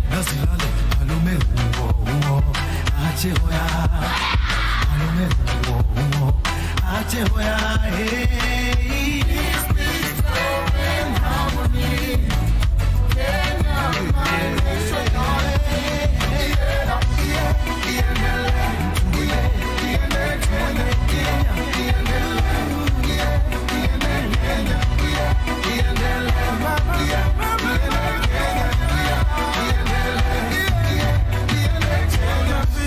Ngombazo na kumeza, mapigo ya moyo wangu yanadunda vyema.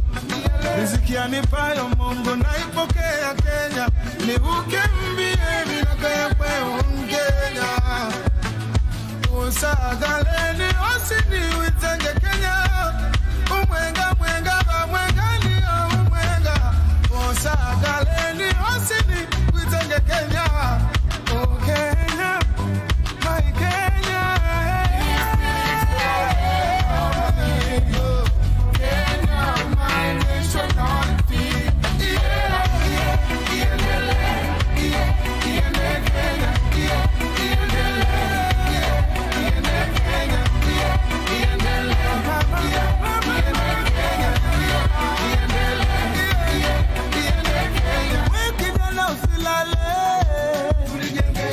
Sisi sote mashujaa tunajivunia, hatuachana tutengani, tumeshikana twenda mbali. Kenya yehu ni mpito, kaivenza muno. Kenya yehu ni mpito, inang'ara muno. Kenya yehu ni mpito, kaivenza muno. Kenya yehu ni mpito, inang'ara muno.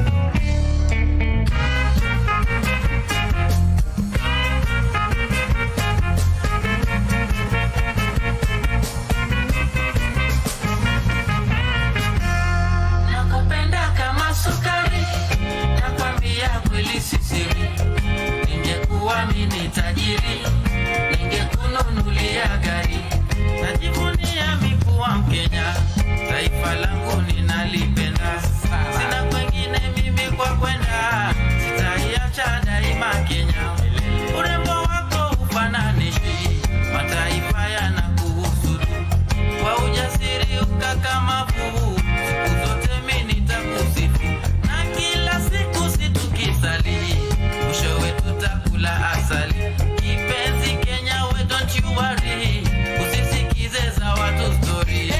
Nakupenda kama sukari, nakwambia kweli sisiri. Ningekuwa mimi tajiri, ningekununulia gari. Nakupenda kama sukari, nakwambia kweli sisiri. Ningekuwa mimi tajiri, ningekununulia gari. Lete raha. Hey!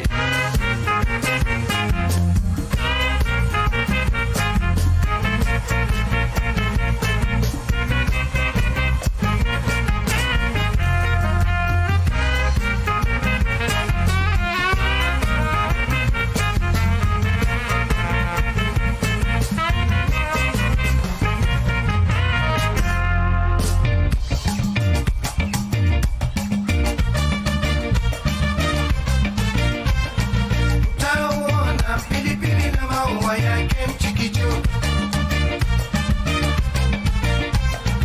Utaona pilipili na maua yake mchikicho.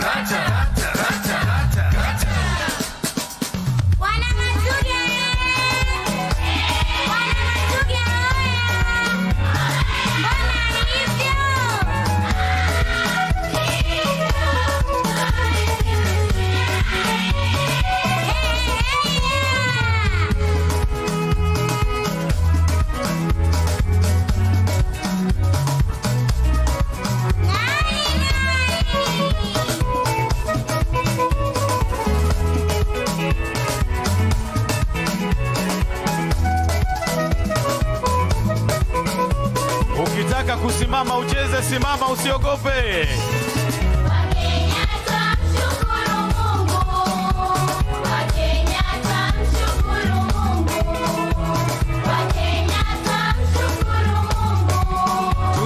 Tusimame jamani.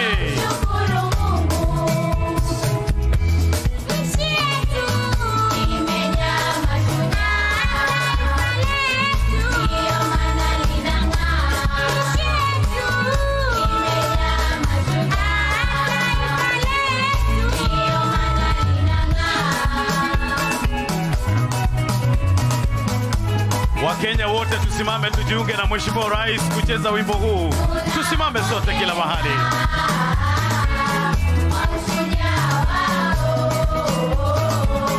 Kenya imependeza.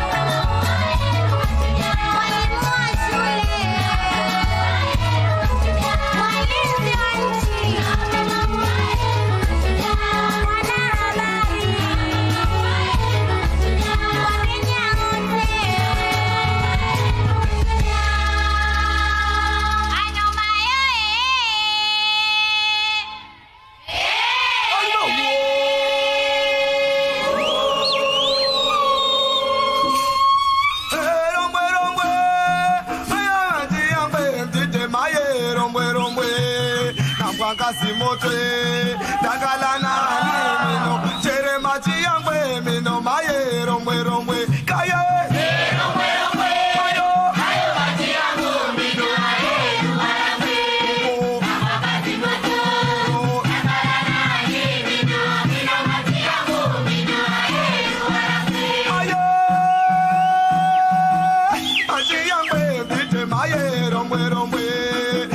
kazi moto dagala na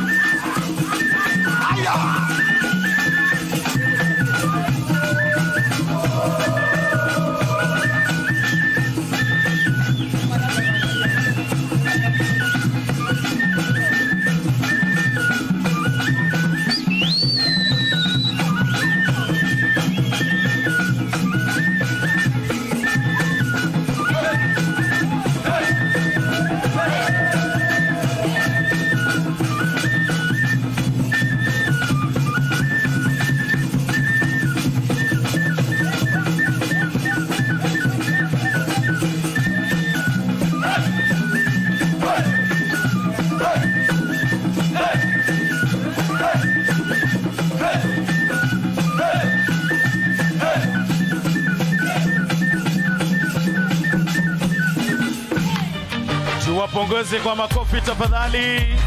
Na kwa densi hii ya Sengenya, Mheshimiwa Rais, tunafika mwisho wa burudani yetu kama ilivyokarabatiwa na PPMC ikiongozwa na Daktari Donald Otoyo. Na hivi sasa tunawakumbusha tu wananchi kwamba leo saa 8:30 alasiri kutakuwa na mechi za soka papa hapa, tusikose kurejea. Basi moja kwa moja kwa Mike Gitonga. Asante sana, tuwapigie makofi tena tafadhali kwa hiyo kipindi cha burudani. Asanteni, asanteni. Mheshimiwa Rais, kwa onyesho hilo ndipo tunakunja jamvi la tamasha yetu ya burudani leo tunaposherekea mashujaa wetu. Kauli mbiu ya sherehe yetu ni boma yangu, nyumba yangu, mimi ni shujaa. Mheshimiwa Rais, sasa niruhusu ni mwalike katibu katika idara ya kitaifa ya makazi ama ukipenda nyumba, PS Charles Hinga, anene machache kabla tuendelee. Naomba tumpigie makofi katibu wa idara katika housing, Charles Hinga, karibu.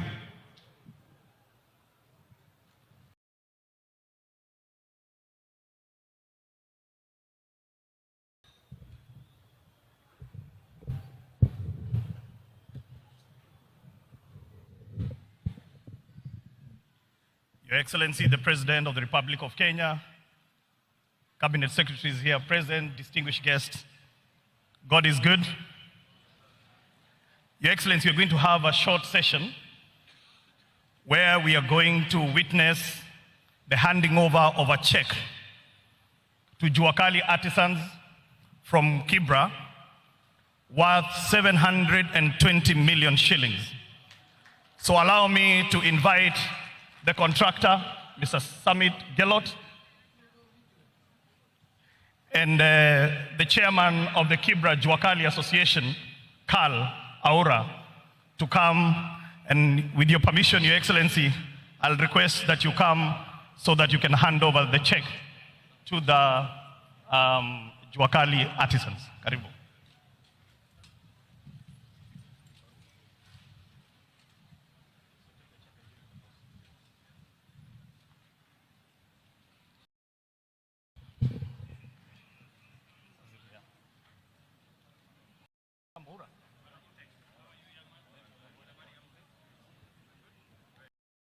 $720 million shillings to do doors, windows, balustrades.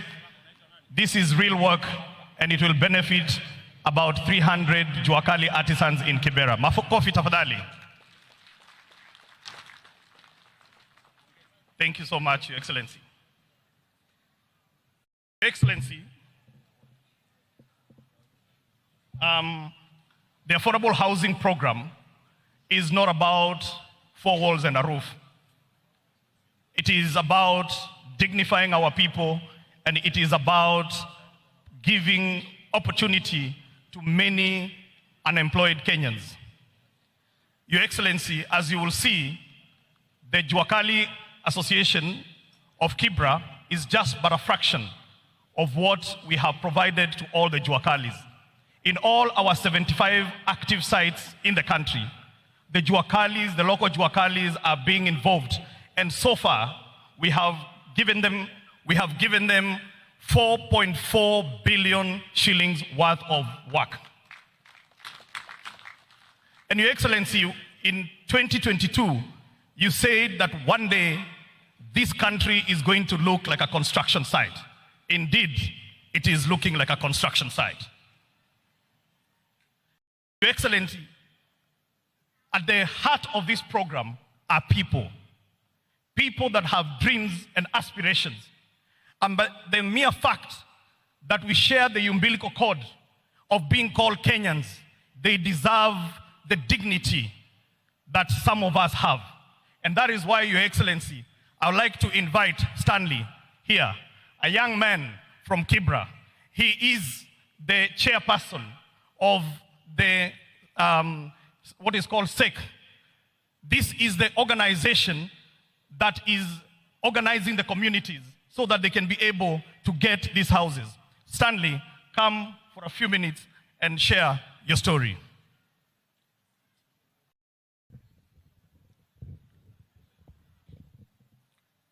Okay. Your Excellency, the President of Republic of Kenya, Dr. William Samoei Ruto, and all protocol observed. Wacha ni waamkue. Amjambo. Kwa majina naitwa Stanley, nikiwakilisha Jua Kali vijijini. Na bado mimi ndio mwenyekiti wa Settlement Executive Committee ya Soweto area.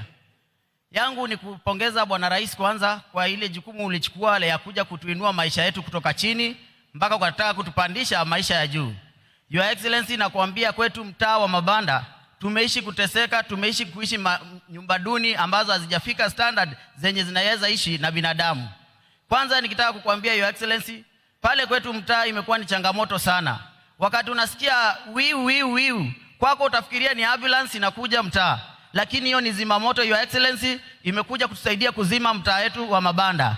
Tukikaa dakika mbili tunaomba Mungu mvua inyeshe, ni baraka ndiyo ikinyesha. Lakini kwetu Your Excellency, mvua ikinyesha ni chanzo za shida zetu kubwa. Tunabebwa na mafuriko, maji inaingia, tunatega na besheni kwa nyumba. Tunaishi maisha yenye ni ya kufinyika, ya kuhangaika na kuteseka kila mara Your Excellency.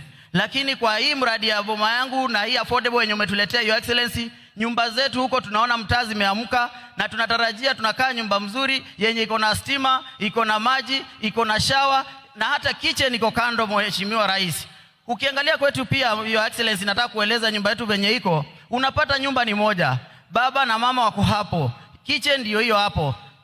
Yenye imetofautisha kitchen ni curtain imepita tu katikati.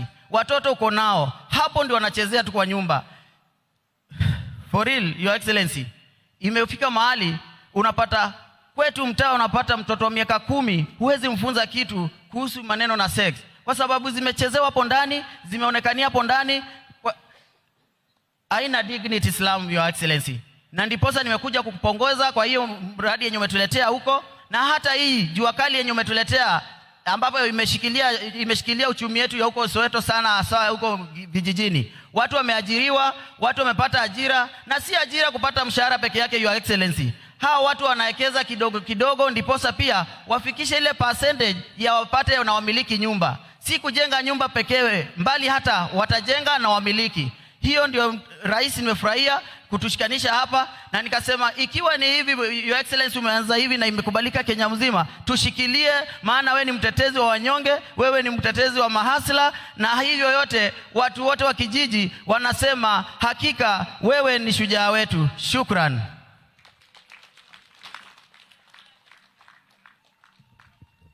Asante sana Stanley kwa hayo maneno ambayo yametoka kwenye roho. Your Excellency, allow me to inform you that 2 days ago, the African Union for Housing Finance held its 40th anniversary in Tanzania, in Zanzibar, along with the International Secondary Mortgage Market Association. During these awards, Kenya was awarded the Country Housing Program of the Year 2024 edition to recognize its comprehensive affordable housing program that delivers decent, dignified, sustainable, and affordable homes while creating jobs across the housing value chain and ultimately driving the economy. Your Excellency, this trophy was given by Shelter Afrique, and the Managing Director of Shelter Afrique, Mr. Habib Tiano, is here to present this award that was presented to Kenya 2 nights ago. Habib, karibu.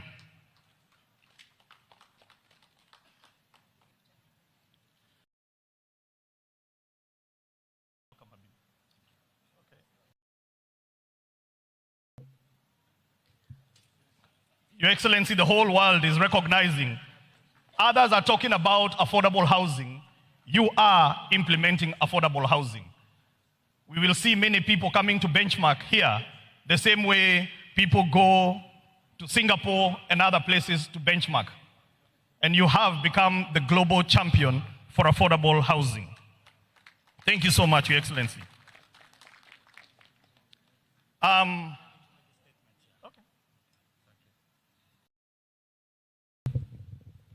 Your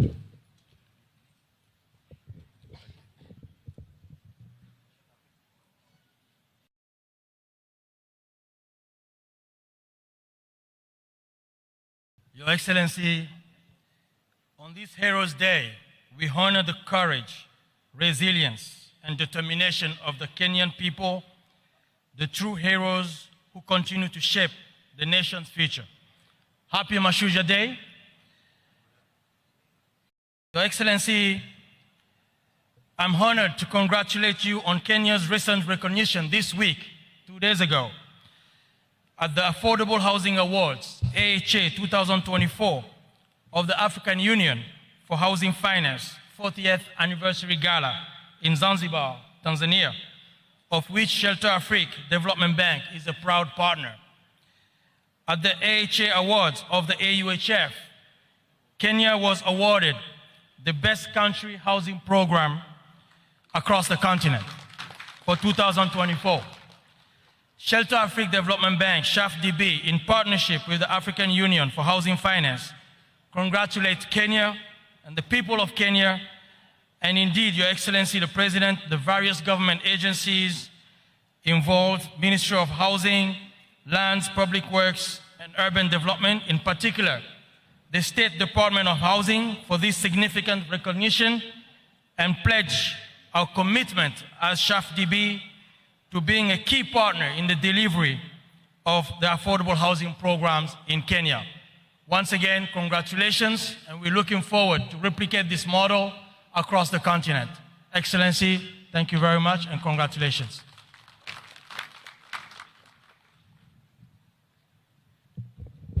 Thank you, MD Habib.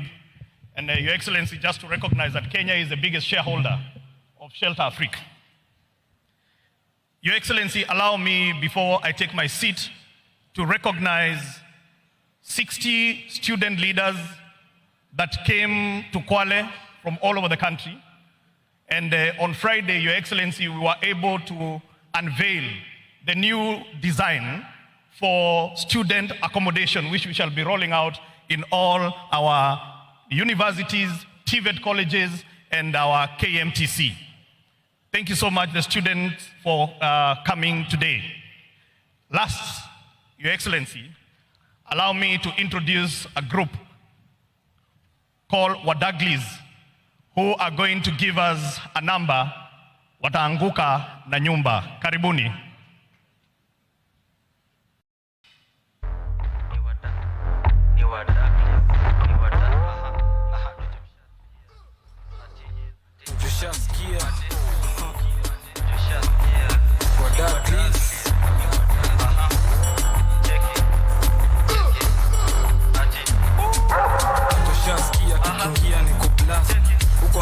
Unachukua madam, so anguka nao itabaki meflow na vibe. Anguka nao kako single for now. Mdaki mdakris mteja patikani hadi late night saa 6 ndo taniwai. Nikupin location kwa boma yangu G. Nashukuru mafans walikubali kudansa. Hii niko all fresh na ngoja doba next. Team siko rada unajua tuliinvest. Tulitoka ligi so sasa tunacheza na maso. Irizo ririz. Sasa tunasikiza Shin City tuna feel free. Teka video na post pale NGC. Jina ni Kantel Kurapsi ni talent G. Anguka nao. Anguka nao cheki. Anguka nao twende down low now. Stand up to your feet mikono juu alafu click. Tuliza pesa alafu one leg. Anguka nao. One leg.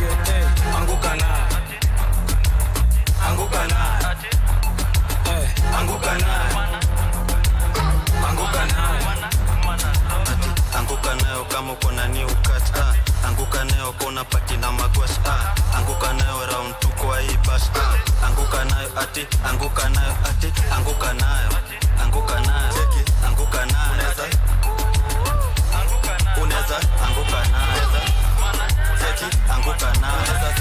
Siku itakuwa best. Itajipa, uwezi regret. Push, push, bora na kudent.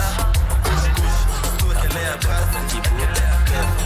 Ama darling, serikali, tuni serikali, tamka asali, simnajua ni nani, flow mshati, ki, don medunga hapo dauni, chi, kutekiwa poa delimiti, aha,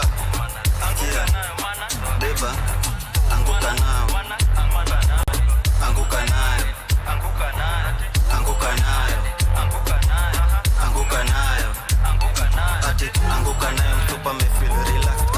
Anguka nayo kama uko na new catch. Anguka nayo kama unapati na magwash. Anguka nayo round 2 kwa hii.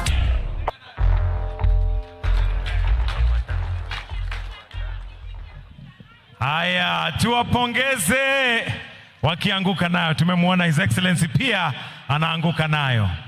Your Excellency, sasa kwa heshima naomba nimwalike gavana wa Kwale, Her Excellency Fatuma Mohamed Achani, ili aweze kunena machache. Tumpigie makofi akija. Karibu gavana.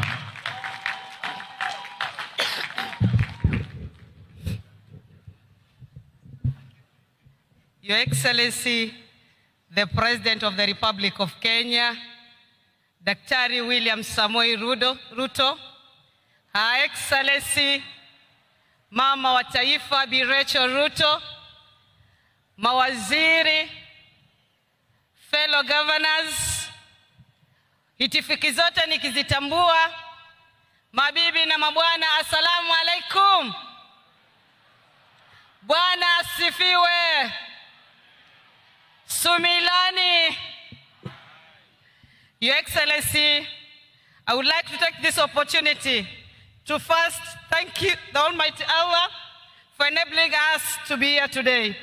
Secondly, I want to extend my heartfelt gratitude to the President of the Republic of Kenya, Dr. William Samoei Ruto, for seeing it fit to bestow this great honor of hosting a national celebration, Mashujaa Day in Kwale. Watu wa Kwale wana furaha kwa kutuheshimisha Mheshimiwa Rais. Your Excellency, allow me to congratulate the heroes and heroines of our country. Your Excellency, Kwale pia haijaachwa nyuma kwa mambo ya boma yangu. We have donated 50 acres of land for the affordable housing program. And tunakushukuru, Your Excellency, uliweza kutuanzishia the first site in Kwale, ambayo completion date ni December 2025. Your Excellency, the entire program imeleta employment opportunities to our people. The Juakali sector is thriving. Mheshimiwa Rais, nitakuwa mpungufu wa fadhila iwapo sitataja ufadhili ambao umeufanya wa kukamilisha stadium hii leo ambayo tumekaa. Pokea shukrani nyingi kutoka kwa Wakwale. Lakini pia tunashukuru kwa muda mfupi kwa zile barabara ambazo pia zimeweza kuboreshwa ndani ya municipality ya Kwale na vile vile pia Diani. Your Excellency, tunashukuru kwa muda mfupi tumeweza kupata main state lodge ndani ya jimbo hili. Your Excellency, tunataka tushukuru pia for the partnership in a number of projects within the county. Ya kwanza ikiwemo project ya KIPES ambayo iko Mwananyamala, na stimulus market program ambayo tayari ulianzisha pale Diani, na hivi karibuni ile ya Kinango na Lungalunga nayo pia itaweza kuanza. Your Excellency, this week I hosted my fellow female governors in Kwale. Tukafungua oncology center hapa Kwale Hospital.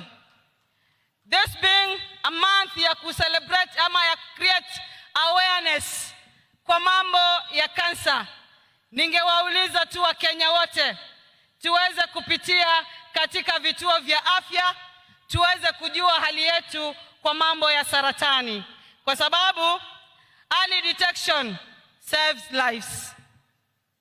Your Excellency, women empowerment and youth empowerment is dear to me. Under my leadership, Your Excellency, nimeweza kuunganisha vijana na kina mama wakaweza kuunda kampuni Na in the last financial year tumeweza kuunda kampuni 200 na zaidi ya kampuni 30 ziliweza kupata tenda za county government na national government. Asante sana, Your Excellency. Your Excellency, county governments imeweza kuachieve kwa mambo mengi, including water through construction of small and medium dams. Kutengeneza pia mambo ya micro irrigation, improvement of different sectors. Your Excellency, Kwale is a proof that devolution is working. Kwale County boasts of its stunning coastal landscape, pristine white sandy beaches, wildlife, and it's also rich cultural and heritage of its people, making it top choice for both domestic and international tourists. Your Excellency, last Friday, Kwale County received, Diani was voted Africa's leading beach destination 2024. And not only leading beach destination, our hotels, including Baobab Beach Resort, Diamond Leisure Lodge, Swahili Beach Hotel, Leopard Beach Hotel, and Chale Island, won in various categories in Africa. As we continue to make significant progress in matters infrastructure, governance, and economic growth, I'm confident that Kwale County will thrive as a place where business, tourism, and community flourish. Your Excellency, I made a pledge to the people of Kwale that I will serve them diligently. To date, Your Excellency, nimeendelea kuwafanyia wakaazi wa Kwale kazi bila ya ubaguzi, na tunasema ni tolwa. Na nina imani hawatoachana na achani. As I conclude, Your Excellency, the people of Kwale wameniuliza nikushukuru sana kwa kutuma Mheshimiwa Waziri Chirchir akaja akatembelea barabara ya Kinango, na kazi nzuri imeendelea pale barabara ya Kinango, na tunategemea, we are very hopeful that in the next 18 months the road will be fully tarmacked. Your Excellency, as we gather today to celebrate our Mashujaa, allow me to extend a warm and hearty welcome to all our esteemed guests, dignitaries, and fellow Kenyans to our beautiful county of Kwale. Kindly explore and enjoy all that Kwale has to offer. This is Destination Kwale. Karibuni sana Kwale. Happy Mashujaa Day to all. Thank you very much.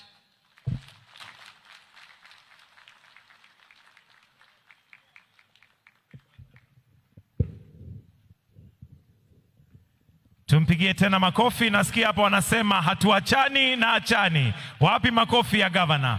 Asante sana governor. Your Excellency, with your permission now, allow me to invite His Excellency, the Prime Cabinet Secretary, Honorable Musalia Mudavadi, who will in turn invite His Excellency, the President. Tumpigie makofi tafadhali. Welcome, sir.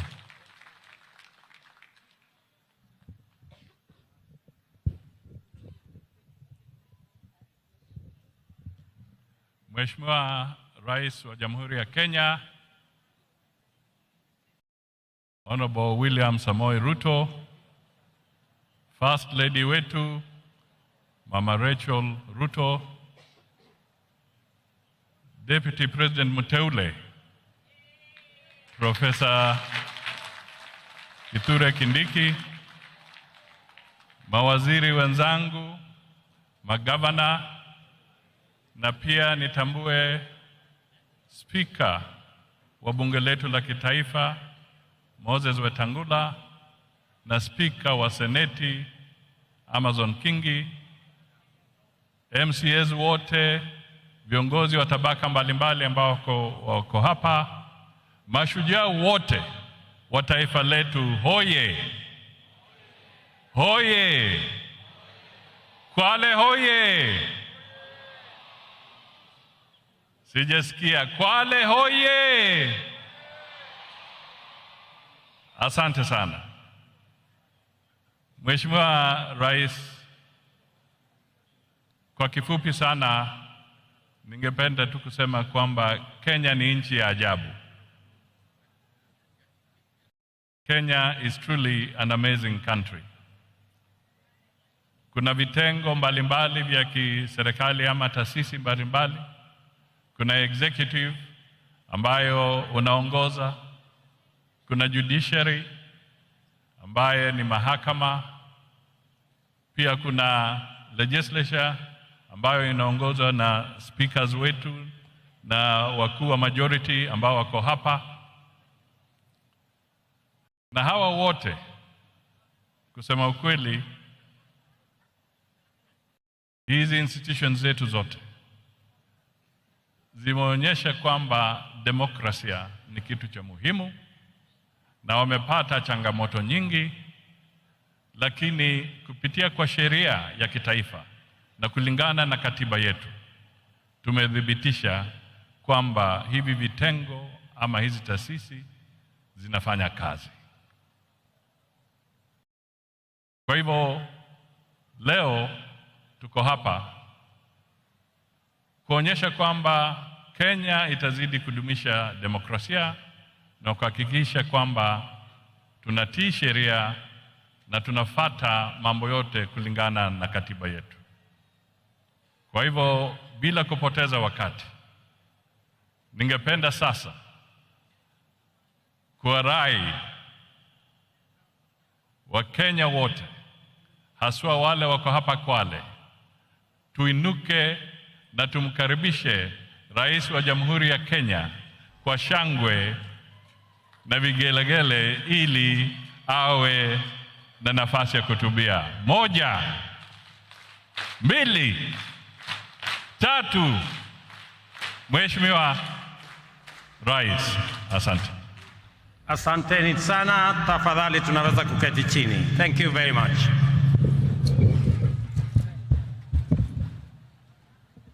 Viongozi wote wenzangu na watu wa Kwale, hamjambo.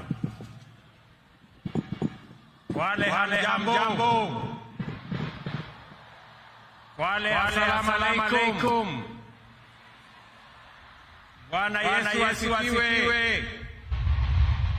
Similani, Mjisimila,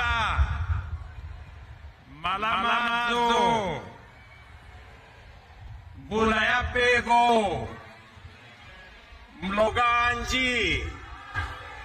Mloganji, Similani. Ndugu watu wa Kwale, kwanza nataka niwapongeze wananchi wa Kwale na wananchi wa taifa letu tunayoipenda Kenya kwa kutukaribisha katika sherehe hii ya Mashujaa 2024 hapa Kwale. Nataka nimpongeze viongozi wote waliofika hapa. Nataka niwapongeze pia viongozi wote wa Kwale hii wakiongozwa na Mama Governor Fatuma Achane.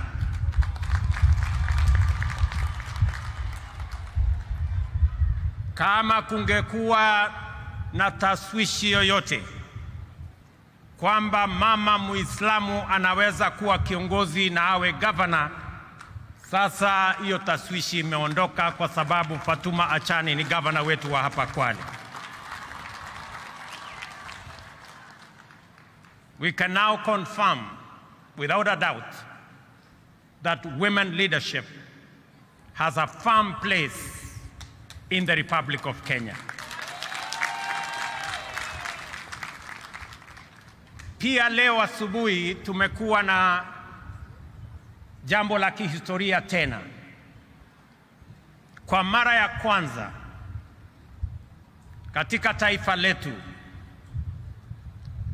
mwanajeshi mama kuongoza sherehe hii, Luteni Kanali Faith Mwangandi. Huyo mama hapo, mpigie makofi jameni. Kudhihirisha tena kwamba mama wanaweza kufanya kazi zote. And that is why we, the people of Kenya, are proud defenders of our freedom and aspire to become and remain free and sovereign. These were the foremost attributes of the first generation of freedom fighters who faced the monster of imperial domination with unflinching courage and commitment to prevail, even if it cost them everything, including their very lives. From them, we have a fine model that has inspired generations of selfless patriots and continues to inspire us today as we do our part in nation building. From them, we have learned that to be free, we must be united as one family that draws its strength from the unique contribution of its diverse members, and that we must see each other as equals, treat each other justly, and leave no one behind. We, the people of Kenya, know that just like our ancestors, we have what it takes, including the values, principles, and commitments that define Mashujaa, to break free of oppression, humiliation, poverty, and indignity. We know this because for our nation to be free, brave men and women, young and old, from every community and every region struggled with exemplary determination until Kenya was free. We know this because everywhere you go in Kenya, the echoes of heroism, histories of sacrifice, and legacies of historic struggle by ordinary people who achieved extraordinarily endure to date. Our heroes did not hail from one village or speak one language. Our heroes are numerous and diverse, united by a principled commitment to confront an unjust, exclusive, and oppressive system in pursuit of a noble vision of national liberation. This unity of purpose motivated the icon of courage, Mekatilili wa Mwenza, and her generation of champions from every part of Kenya to resist colonialism, as well as Ronald Ngala and his fellow freedom fighters who advocated independence and decentralized government, which was an early fashion of devolution. In confronting colonialism, Mekatilili wa Mwenza did not seek to free her village or region from occupation by a community. Instead, she resisted the structures and institutions of a system of exploitation and tyranny in the knowledge that defeating it would free a whole nation. This is the same spirit embraced by our freedom fighters, such as Otenyo Nyamantere and Mora Ngiti from Kisii, Wanameme Masinde in Bungoma, Oigo Paul Agwech and Oyuko Fipi Ambio in Kisumu, Igogi Teresa Kiambi in Meru, Kalondu Matheka Mbalu in Makueni, and many others.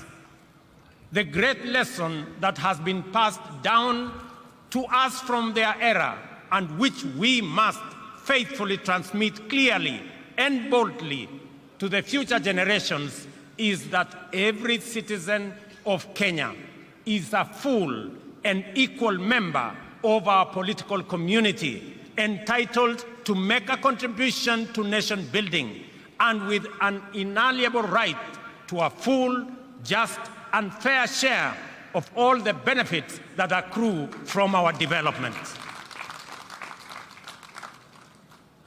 No proposition to discriminate or to unjustly diminish one while enlarging another's right is admissible anywhere.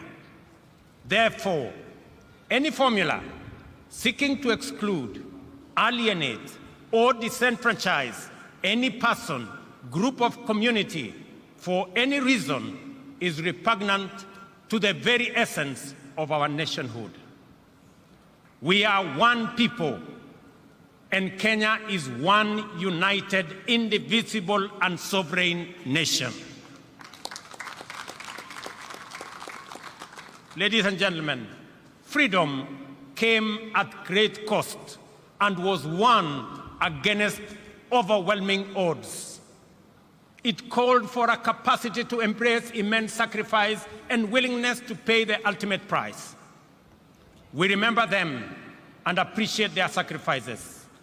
We recognize their achievements and acknowledge that the nation we have today, with its past history and future prospects, is a legacy of their work, commitment, and life. Every day, the Constitution commands us to honor our freedom fighters who struggled heroically to bring freedom and justice to our land by living up to the spirit of Mashujaa in the way we relate with one another, pursue our vocations, and build our nation. Article 10 of the Constitution shows us how to be Mashujaa in our own way, day by day, every day. The freedom fighters were inspired by enduring universal principles and values which have transcended generations and live with us today. Unity, sharing, integrity, courage, determination, and patriotism are our sources of strength in the face of difficulty, risk, and danger.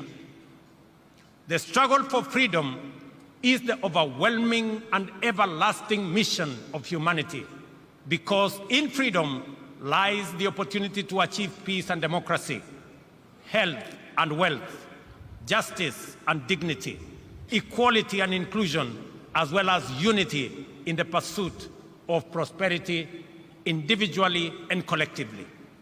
Freedom is the key that opens the door to sustainable progress in every sector. That is why today we are a modern, competitive economy and a devolved democratic society. Our freedom has allowed us the space to grow and perfect our nationhood, sustaining the spirit of freedom to evolve from the monopoly of liberation movement into a dynamic, pluralistic society where competition makes us stronger. Since the ultimate goal of freedom is sustainable development, the heroic struggle of our time must focus on achieving this through inclusive growth. The Mashujaa of our era calls for urgent mobilization. The dedication we bring to these tasks will determine how well we uphold the legacy of Mekadilili, Wamenza, and other freedom fighters. This fact is abundantly clear to us. The persistent unemployment, severe poverty, increasing inequality, and general growth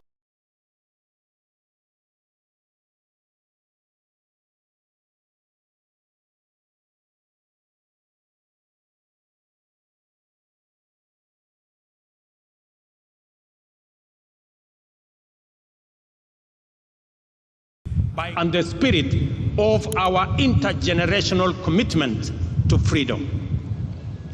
Recognizing this, the government formulated a plan aimed at enhancing dignity and security creating wealth and expanding opportunities by increasing investments in infrastructure development, essential service delivery, and the productivity of key strategic sectors. The bottom-up economic transformation agenda is Kenya's economic freedom charter, which mobilizes unprecedented levels of investment into the most impactful sectors in providing essential public services inclusively and affordably, multiplying incomes and creating millions of new, good jobs for our many well-educated and highly skilled young people. The priority sectors identified as the strategic pillars of the bottom-up economic transformation agenda have enabled us to galvanize the national development agenda by mobilizing local and foreign investments, significantly improving the reach, efficiency, and impact of services, and creating jobs at a sustained incremental rate. We are driving agricultural transformation through major interventions across all value chains, including fisheries and aquaculture, horticulture and food crops, livestock, beekeeping, and rangeland development. Investments are being made to boost production and supply of quality inputs, provide extension services, reduce post-harvest losses, and maximize returns for producers. These efforts are aimed to increase economies of scale through aggregation, agro-processing, value addition, and exports. Let me announce to farmers across Kenya that we have just concluded the process of procuring the next consignments of fertilizer and assure them that the fertilizer that we have will continue to retail at 2,500 as we committed ourselves. Whether it is tea, whether it is coffee, whether it is maize, whether it is wheat, whether it is sugarcane, we will make sure that prices of fertilizer are universal, because we have seen its impact on matters food productivity in Kenya and the lowering of the cost of living as a result of reduction of food prices because of enhanced supply. We have invested in developing digital and ICT hubs in all wards and expanding last-mile fiber connectivity across the country, reaching areas previously considered remote and underserved. I must congratulate members of parliament across Kenya for being partners with us in this effort. And I want to encourage all our members of parliament to front-load and to prioritize the construction of ICT hubs across Kenya so that we can give digital opportunities for our young people, because these efforts have enabled young digital creators, entrepreneurs, and workers to access opportunities not just locally, but also globally. We have also supported our mama mboga, the boda operators, small-scale traders, construction workers, and others working in the informal and the hustler economy by investing in financial inclusion through accessible loans, capacity building, and regulatory reforms to facilitate their growth. I want to commend the banking industry for extending, just last week, an additional 150 billion in loans and loan facilities to micro, small, and medium enterprises to complement our efforts in making sure that we attend to the people lower in the category. To achieve universal health coverage, we have transformed the provision of health care to enable all Kenyans access promotive and preventive services in addition to curative services. First, under an all-inclusive social health framework, and also through programs like Afya Bora Mashinani, which has onboarded over 100,000 community health promoters who provide health care directly to people in their homes. Ladies and gentlemen, today marks the conclusion of Boma Yangu Week, launched last Monday to celebrate the achievement of our affordable housing program. Throughout the week, we showcased significant progress in advancing this ambitious agenda, which aims to transform lives and livelihoods by providing affordable, decent homes for millions of Kenyans. On this Mashujaa Day, we recognize key initiatives such as the Kenya Urban Resilience Project, the Kenya Informal Settlements Improvement Project, and the National Climate Resilience Program, otherwise known as Climate Works. Under our bottom-up economic transformation agenda, we are committed to striking a major blow for the freedom struggle of our time by eradicating the shame of hunger in the land of plenty, taking decisive measures to significantly reduce poverty, providing all Kenyans with high-quality health care, and enhancing dignity, well-being, and standards of living for everyone. The affordable housing program is central to these efforts, with a target of delivering 200,000 homes annually to meet the growing demands of housing. This initiative aims to tackle the deficit that has left many Kenyans living in insecure, unsanitary, and poorly constructed dwellings, and also fostering the growth of sustainable communities and generating jobs and opportunities across many other sectors. We all know that the future is urban. 60% of our population, not just in Kenya, but globally, will be living in urban areas. That is not a choice we can make. That is what's going to happen. But we can make a choice as to what kind of living, what kind of settlements these 60% of our citizens who will be living in urban areas, how they will live. Either they will live in slums or they will live in decent dwellings. It is our choice and the choice of our generation to make sure that when we undergo this process, which is inevitable, and we have communities that are urban, they will be living in decent livelihoods. The progress so far is remarkable. 124,000 housing units are at different stages of completion across 75 sites in 37 counties. These projects include homes also for the military police. I am happy that the students have participated in designing student accommodation.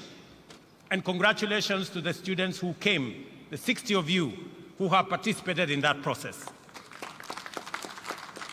Here in Kwale County, I am also happy that the Mashujaa Affordable Housing Project is underway, creating daily employment for over 200 workers. Similarly, the Diani White House project is under construction and is also generating more jobs and more opportunities. Boma Yangu, a key platform in the program, exemplifies our commitment to economic empowerment and improving Kenya's quality of life. This online portal aggregates housing demand with over 547 registered users, of whom 52,000 have collectively saved more than 2.3 billion towards home ownership. These numbers represent real individuals striving to achieve their home ownership dreams. For example, Joseph Cairo from Ruiru, who began saving on Boma Yangu and has now accumulated an impressive 895,000, more than half the cost of a one-bedroom unit.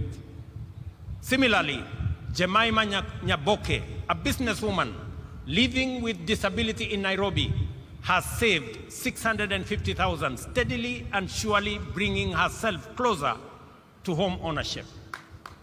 Jane Mumbi Mushina, a widow and a mother of two from Nakuru, will soon move from her rented unit, which costs 1,500 monthly, to her own one-bedroom home, after patiently and with determination saving for it. Likewise, David Gagiri, a 44-year-old Juakali artisan and a father of 4, is rearing and nearing the completion of his savings to move into his own house. These stories illustrate how the affordable housing program is empowering ordinary citizens, affirming their dignity and opening pathways for financial independence. In December this year, just a few months from now, we will achieve a major milestone by handing over 1,080 new studio units at the Mukuru Meteorological Site in Nairobi, with mortgages priced at $3,200 per month. This is to citizens who today pay the same amount but live in a slum. Rent that does not qualify them to own the dwelling finally. The revolutionary dimension of this milestone is that finally mortgages will no longer be the vocabulary of a lucky few, but an accessible, feasible, and convenient instrument of bottom-up empowerment, making home ownership affordable and therefore attainable. The program's benefits extend beyond housing. So far, the affordable housing program has created over 160,000 jobs throughout the housing value chain. While the industry remains predominantly male, we are working to increase female participation to 30%, up from the current 20%. Our collaboration with the Juakali sector has demonstrated the affordable housing program's significant potential to transform local manufacturing.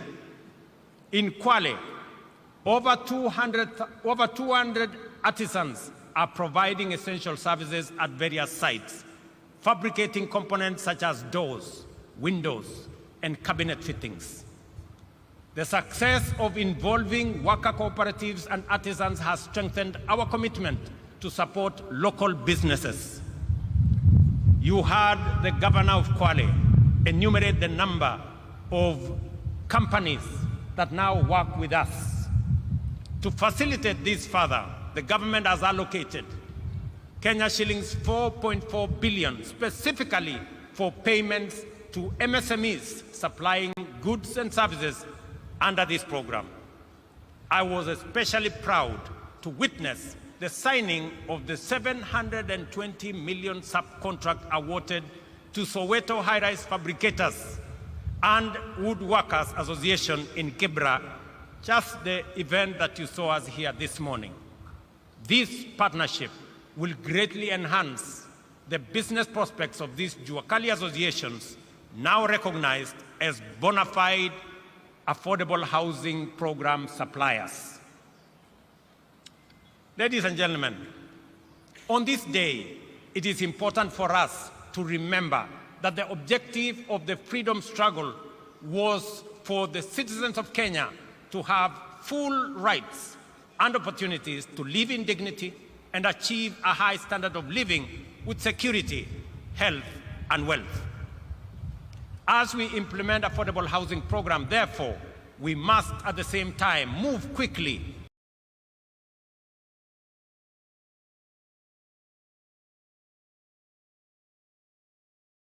that promote health and well-being and secure work and livelihoods. Thus, healthcare remains a priority under our bottom-up economic transformation agenda. We are advancing the scope of the universal health coverage to give every Kenyan access to promotive, preventive, curative, and emergency services.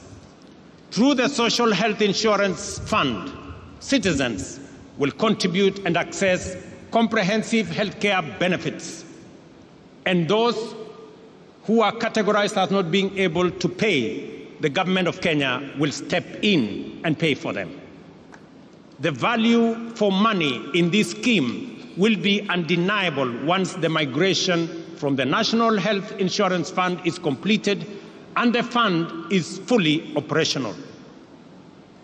As of the beginning of this month, 12.9 million Kenyans were registered with the Social Health Authority, and all public health institutions, and alongside 50% of private facilities, were already enrolled to provide services.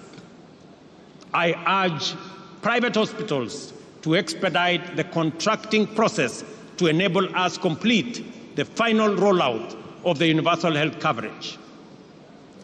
To accelerate this rollout, the government of Kenya has released 3 billion shillings to settle outstanding payments to hospitals and other service providers.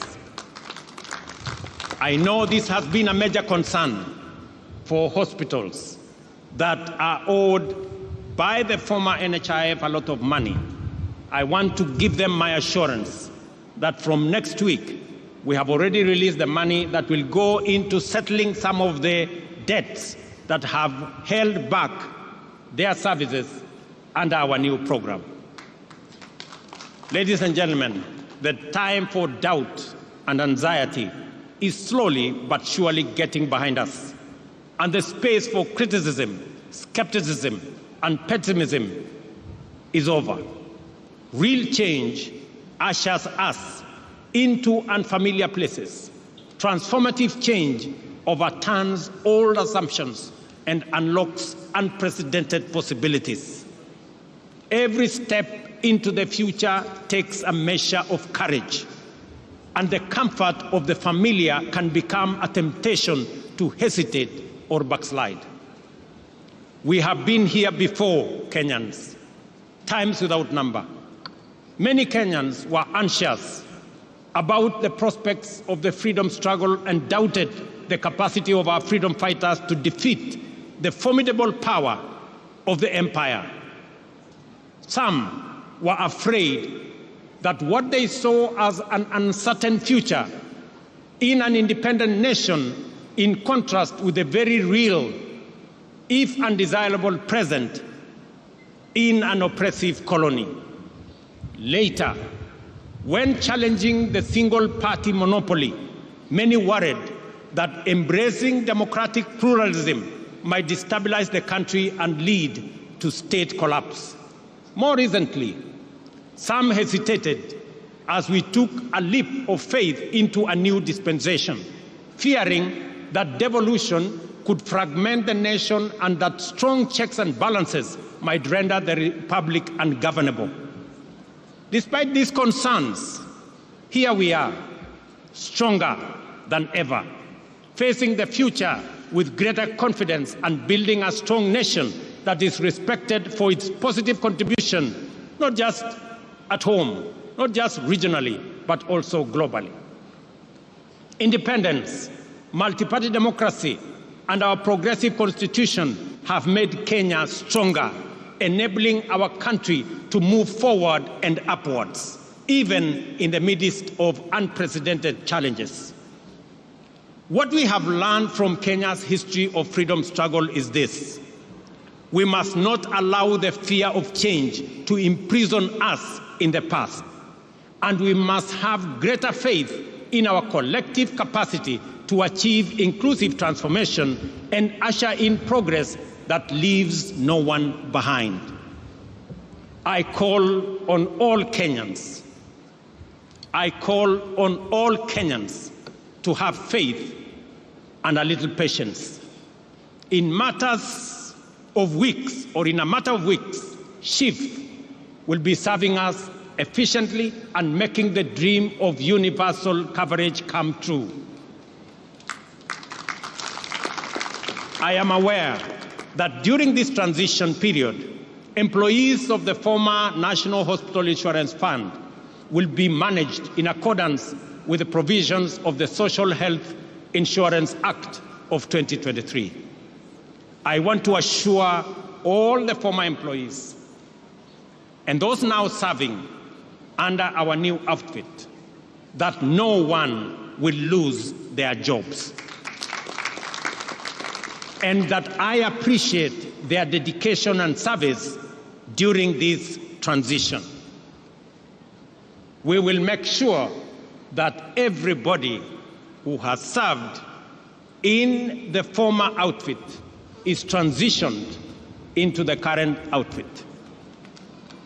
We have implemented strong institutional and strategic measures to extend the impact of universal health coverage by developing the biomedical, pharmaceutical, and medical supplies production industries.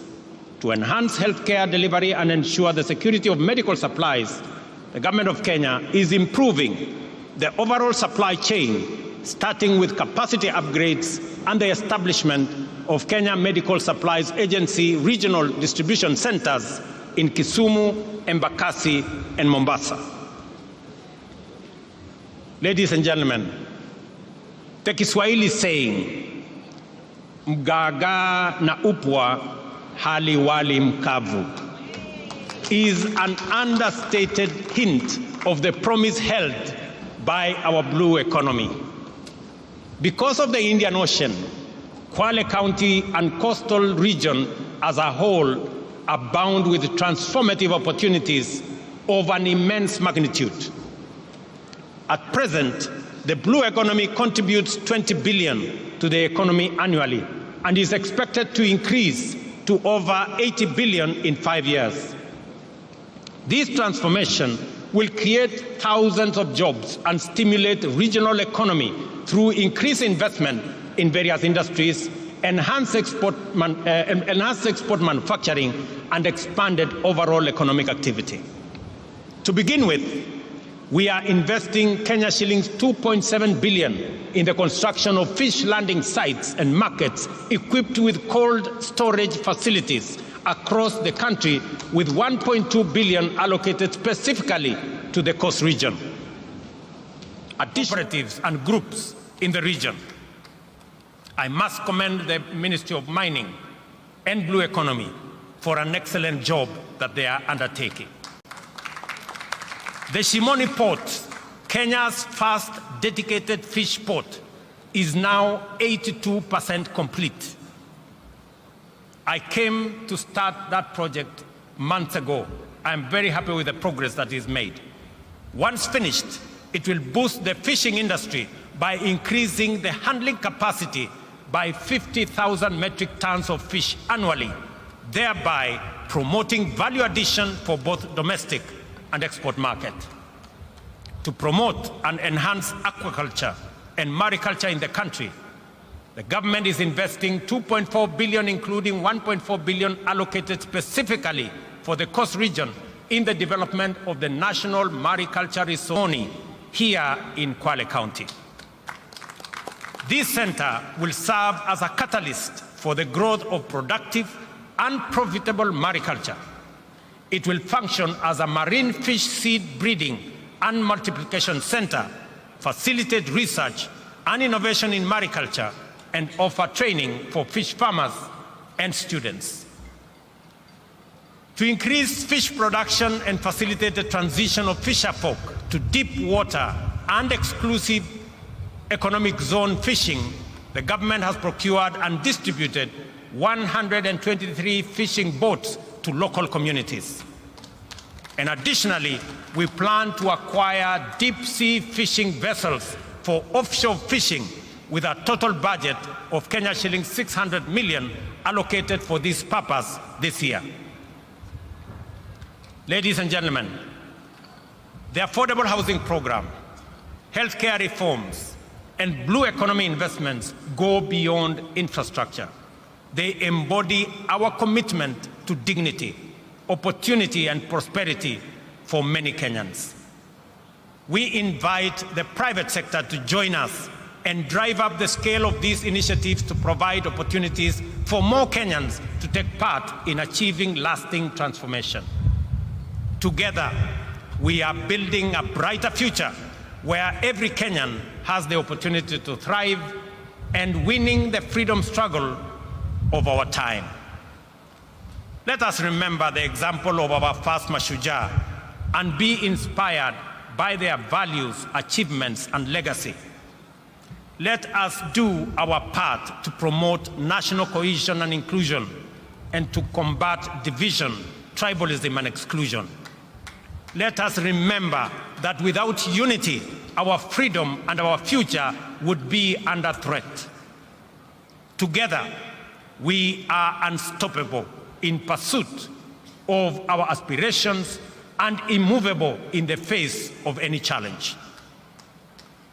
By embodying, championing, and defending our national values and principles of governance every day,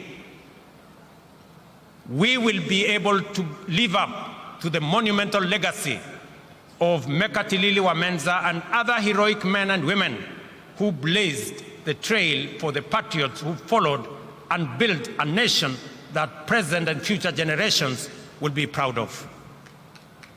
I am encouraged by the bravery, diligence, and loyalty with which Kenyans of all walks of life undertake their profession and social tasks, fighting crime and terrorism, defending the nation's territorial integrity, treating the sick, feeding the nation, teaching our children, and serving the needs of underprivileged citizens. To you all, I convey the gratitude and appreciation of all Kenyans. It is in these things that heroism lies. The fact that we must do them every day doesn't make them any less heroic or extraordinary. Mashujaa is doing ordinary things in extraordinary ways. Therefore, whatever our vocation, let us apply ourselves with zeal, because that is how great nations are built. Ladies and gentlemen, watu wa Kwale, ndugu zangu watu wa Kenya, nimefurahi sana kuwa kati yenu katika sherehe hii ya muhimu, sote tukiungana na tukihakikisha kwamba kazi ya kila mtu isidharauliwe na mwingine. Wale wote mnaochangia katika sehemu zote, yule unayesukuma pale wheelbarrow ili tuweze kujenga affordable housing, yule unayepiga randa ndio tuweze kuwa na milango na madirisha na mambo mengine ambayo yatatusaidia kuwa na manyumba ya sawasawa. Walimu pale shuleni mnapojitolea kufundisha watoto wetu, wakulima shambani wanaofanya bidii ndio tupate chakula, askari wetu ambao wanasimamia usalama wa taifa letu la Kenya, wafanyabiashara wetu ambao wanafanya bidii wakiamka mapema. Nyinyi wote ni mashujaa wa taifa letu la Kenya kwa zile majukumu mnayofanya. Nataka niwaeleze ndugu zangu wa Kenya ya kwamba nchi hii tutaijenga na mikono yetu na nguvu yetu na bidii yetu, kwa sababu nchi hii haiwezi kujengwa na wageni, haiwezi kujengwa na wengine. Sisi, hii ndio nchi Mungu ametupatia, na ni jukumu la kila mmoja wetu, mahali popote ulipo, uotoe mchango wako kwa uzalendo, kwa kujitolea, kwa bidii. Na mimi nataka niwahakikishia kwamba tutafaulu kama nchi ya Kenya tukifanya hivyo, tukiwa tumeungana pamoja. Mwisho kabisa, nikiwa hapa Pwani, tumekuwa na jambo ama donda sugu la mambo ya ardhi. Nataka niwatangazie ya kwamba tayari tuko na pesa shilingi bilioni 1.5 ya kuanza ile program ya absentee landlords na kusaidia wananchi ambao wanaishi katika mashamba ambayo sio yao, tuweze kuwasaidia wawache kuwa maskota, wawe wenyeji, kwa sababu tutaungana na wale ambao mashamba haya ni yao, tuweze kununua, ndio tuweze kusonga mbele pamoja. Na mimi nataka niulize magavana wetu pamoja na wabunge na wale wengine wote, tuungane katika safari hiyo ndio tuweze kukomboa watu wetu kutoka mambo ya uskota. Asanteni sana watu wa Kwale, asanteni sana ndugu wa Kenya. Thank you very much. God bless you all and God bless our great country that we love, Kenya. Asanteni sana na Mungu awabariki. Naomba kwa heshima sote tusimame kwa wimbo wa taifa. Kwa heshima sote tusimame kwa wimbo wa taifa.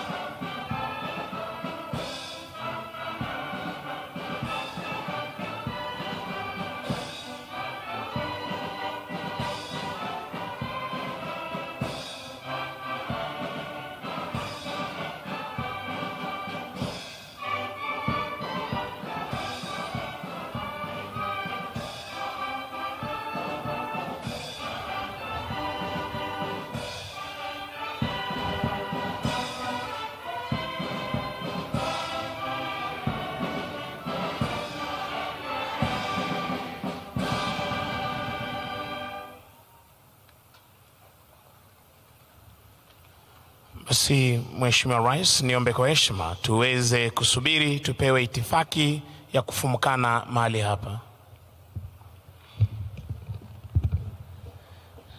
Nitaomba kuomba sasa kuwaelekeza viongozi kutulia kwenye jukwaa rasmi ili tuweze kuelekezwa. Nitaomba sote sasa tuwe watulivu ili tuweze kumpisha msafara wa Mheshimiwa Daktari William Ruto, Rais wa Jamhuri ya Kenya na Amiri Jeshi Mkuu wa Majeshi ya Ulinzi, Mama Taifa Mama Rachel, wakisindikishwa na Mkuu wa Majeshi ya Ulinzi. Nitaomba sasa msafara wa Mheshimiwa Rais kuweza kuletwa, tukimshukuru kwa kushiriki nasi. Wewe ni shujaa. Tutatulia tuweze kuelekezwa kwa taratibu.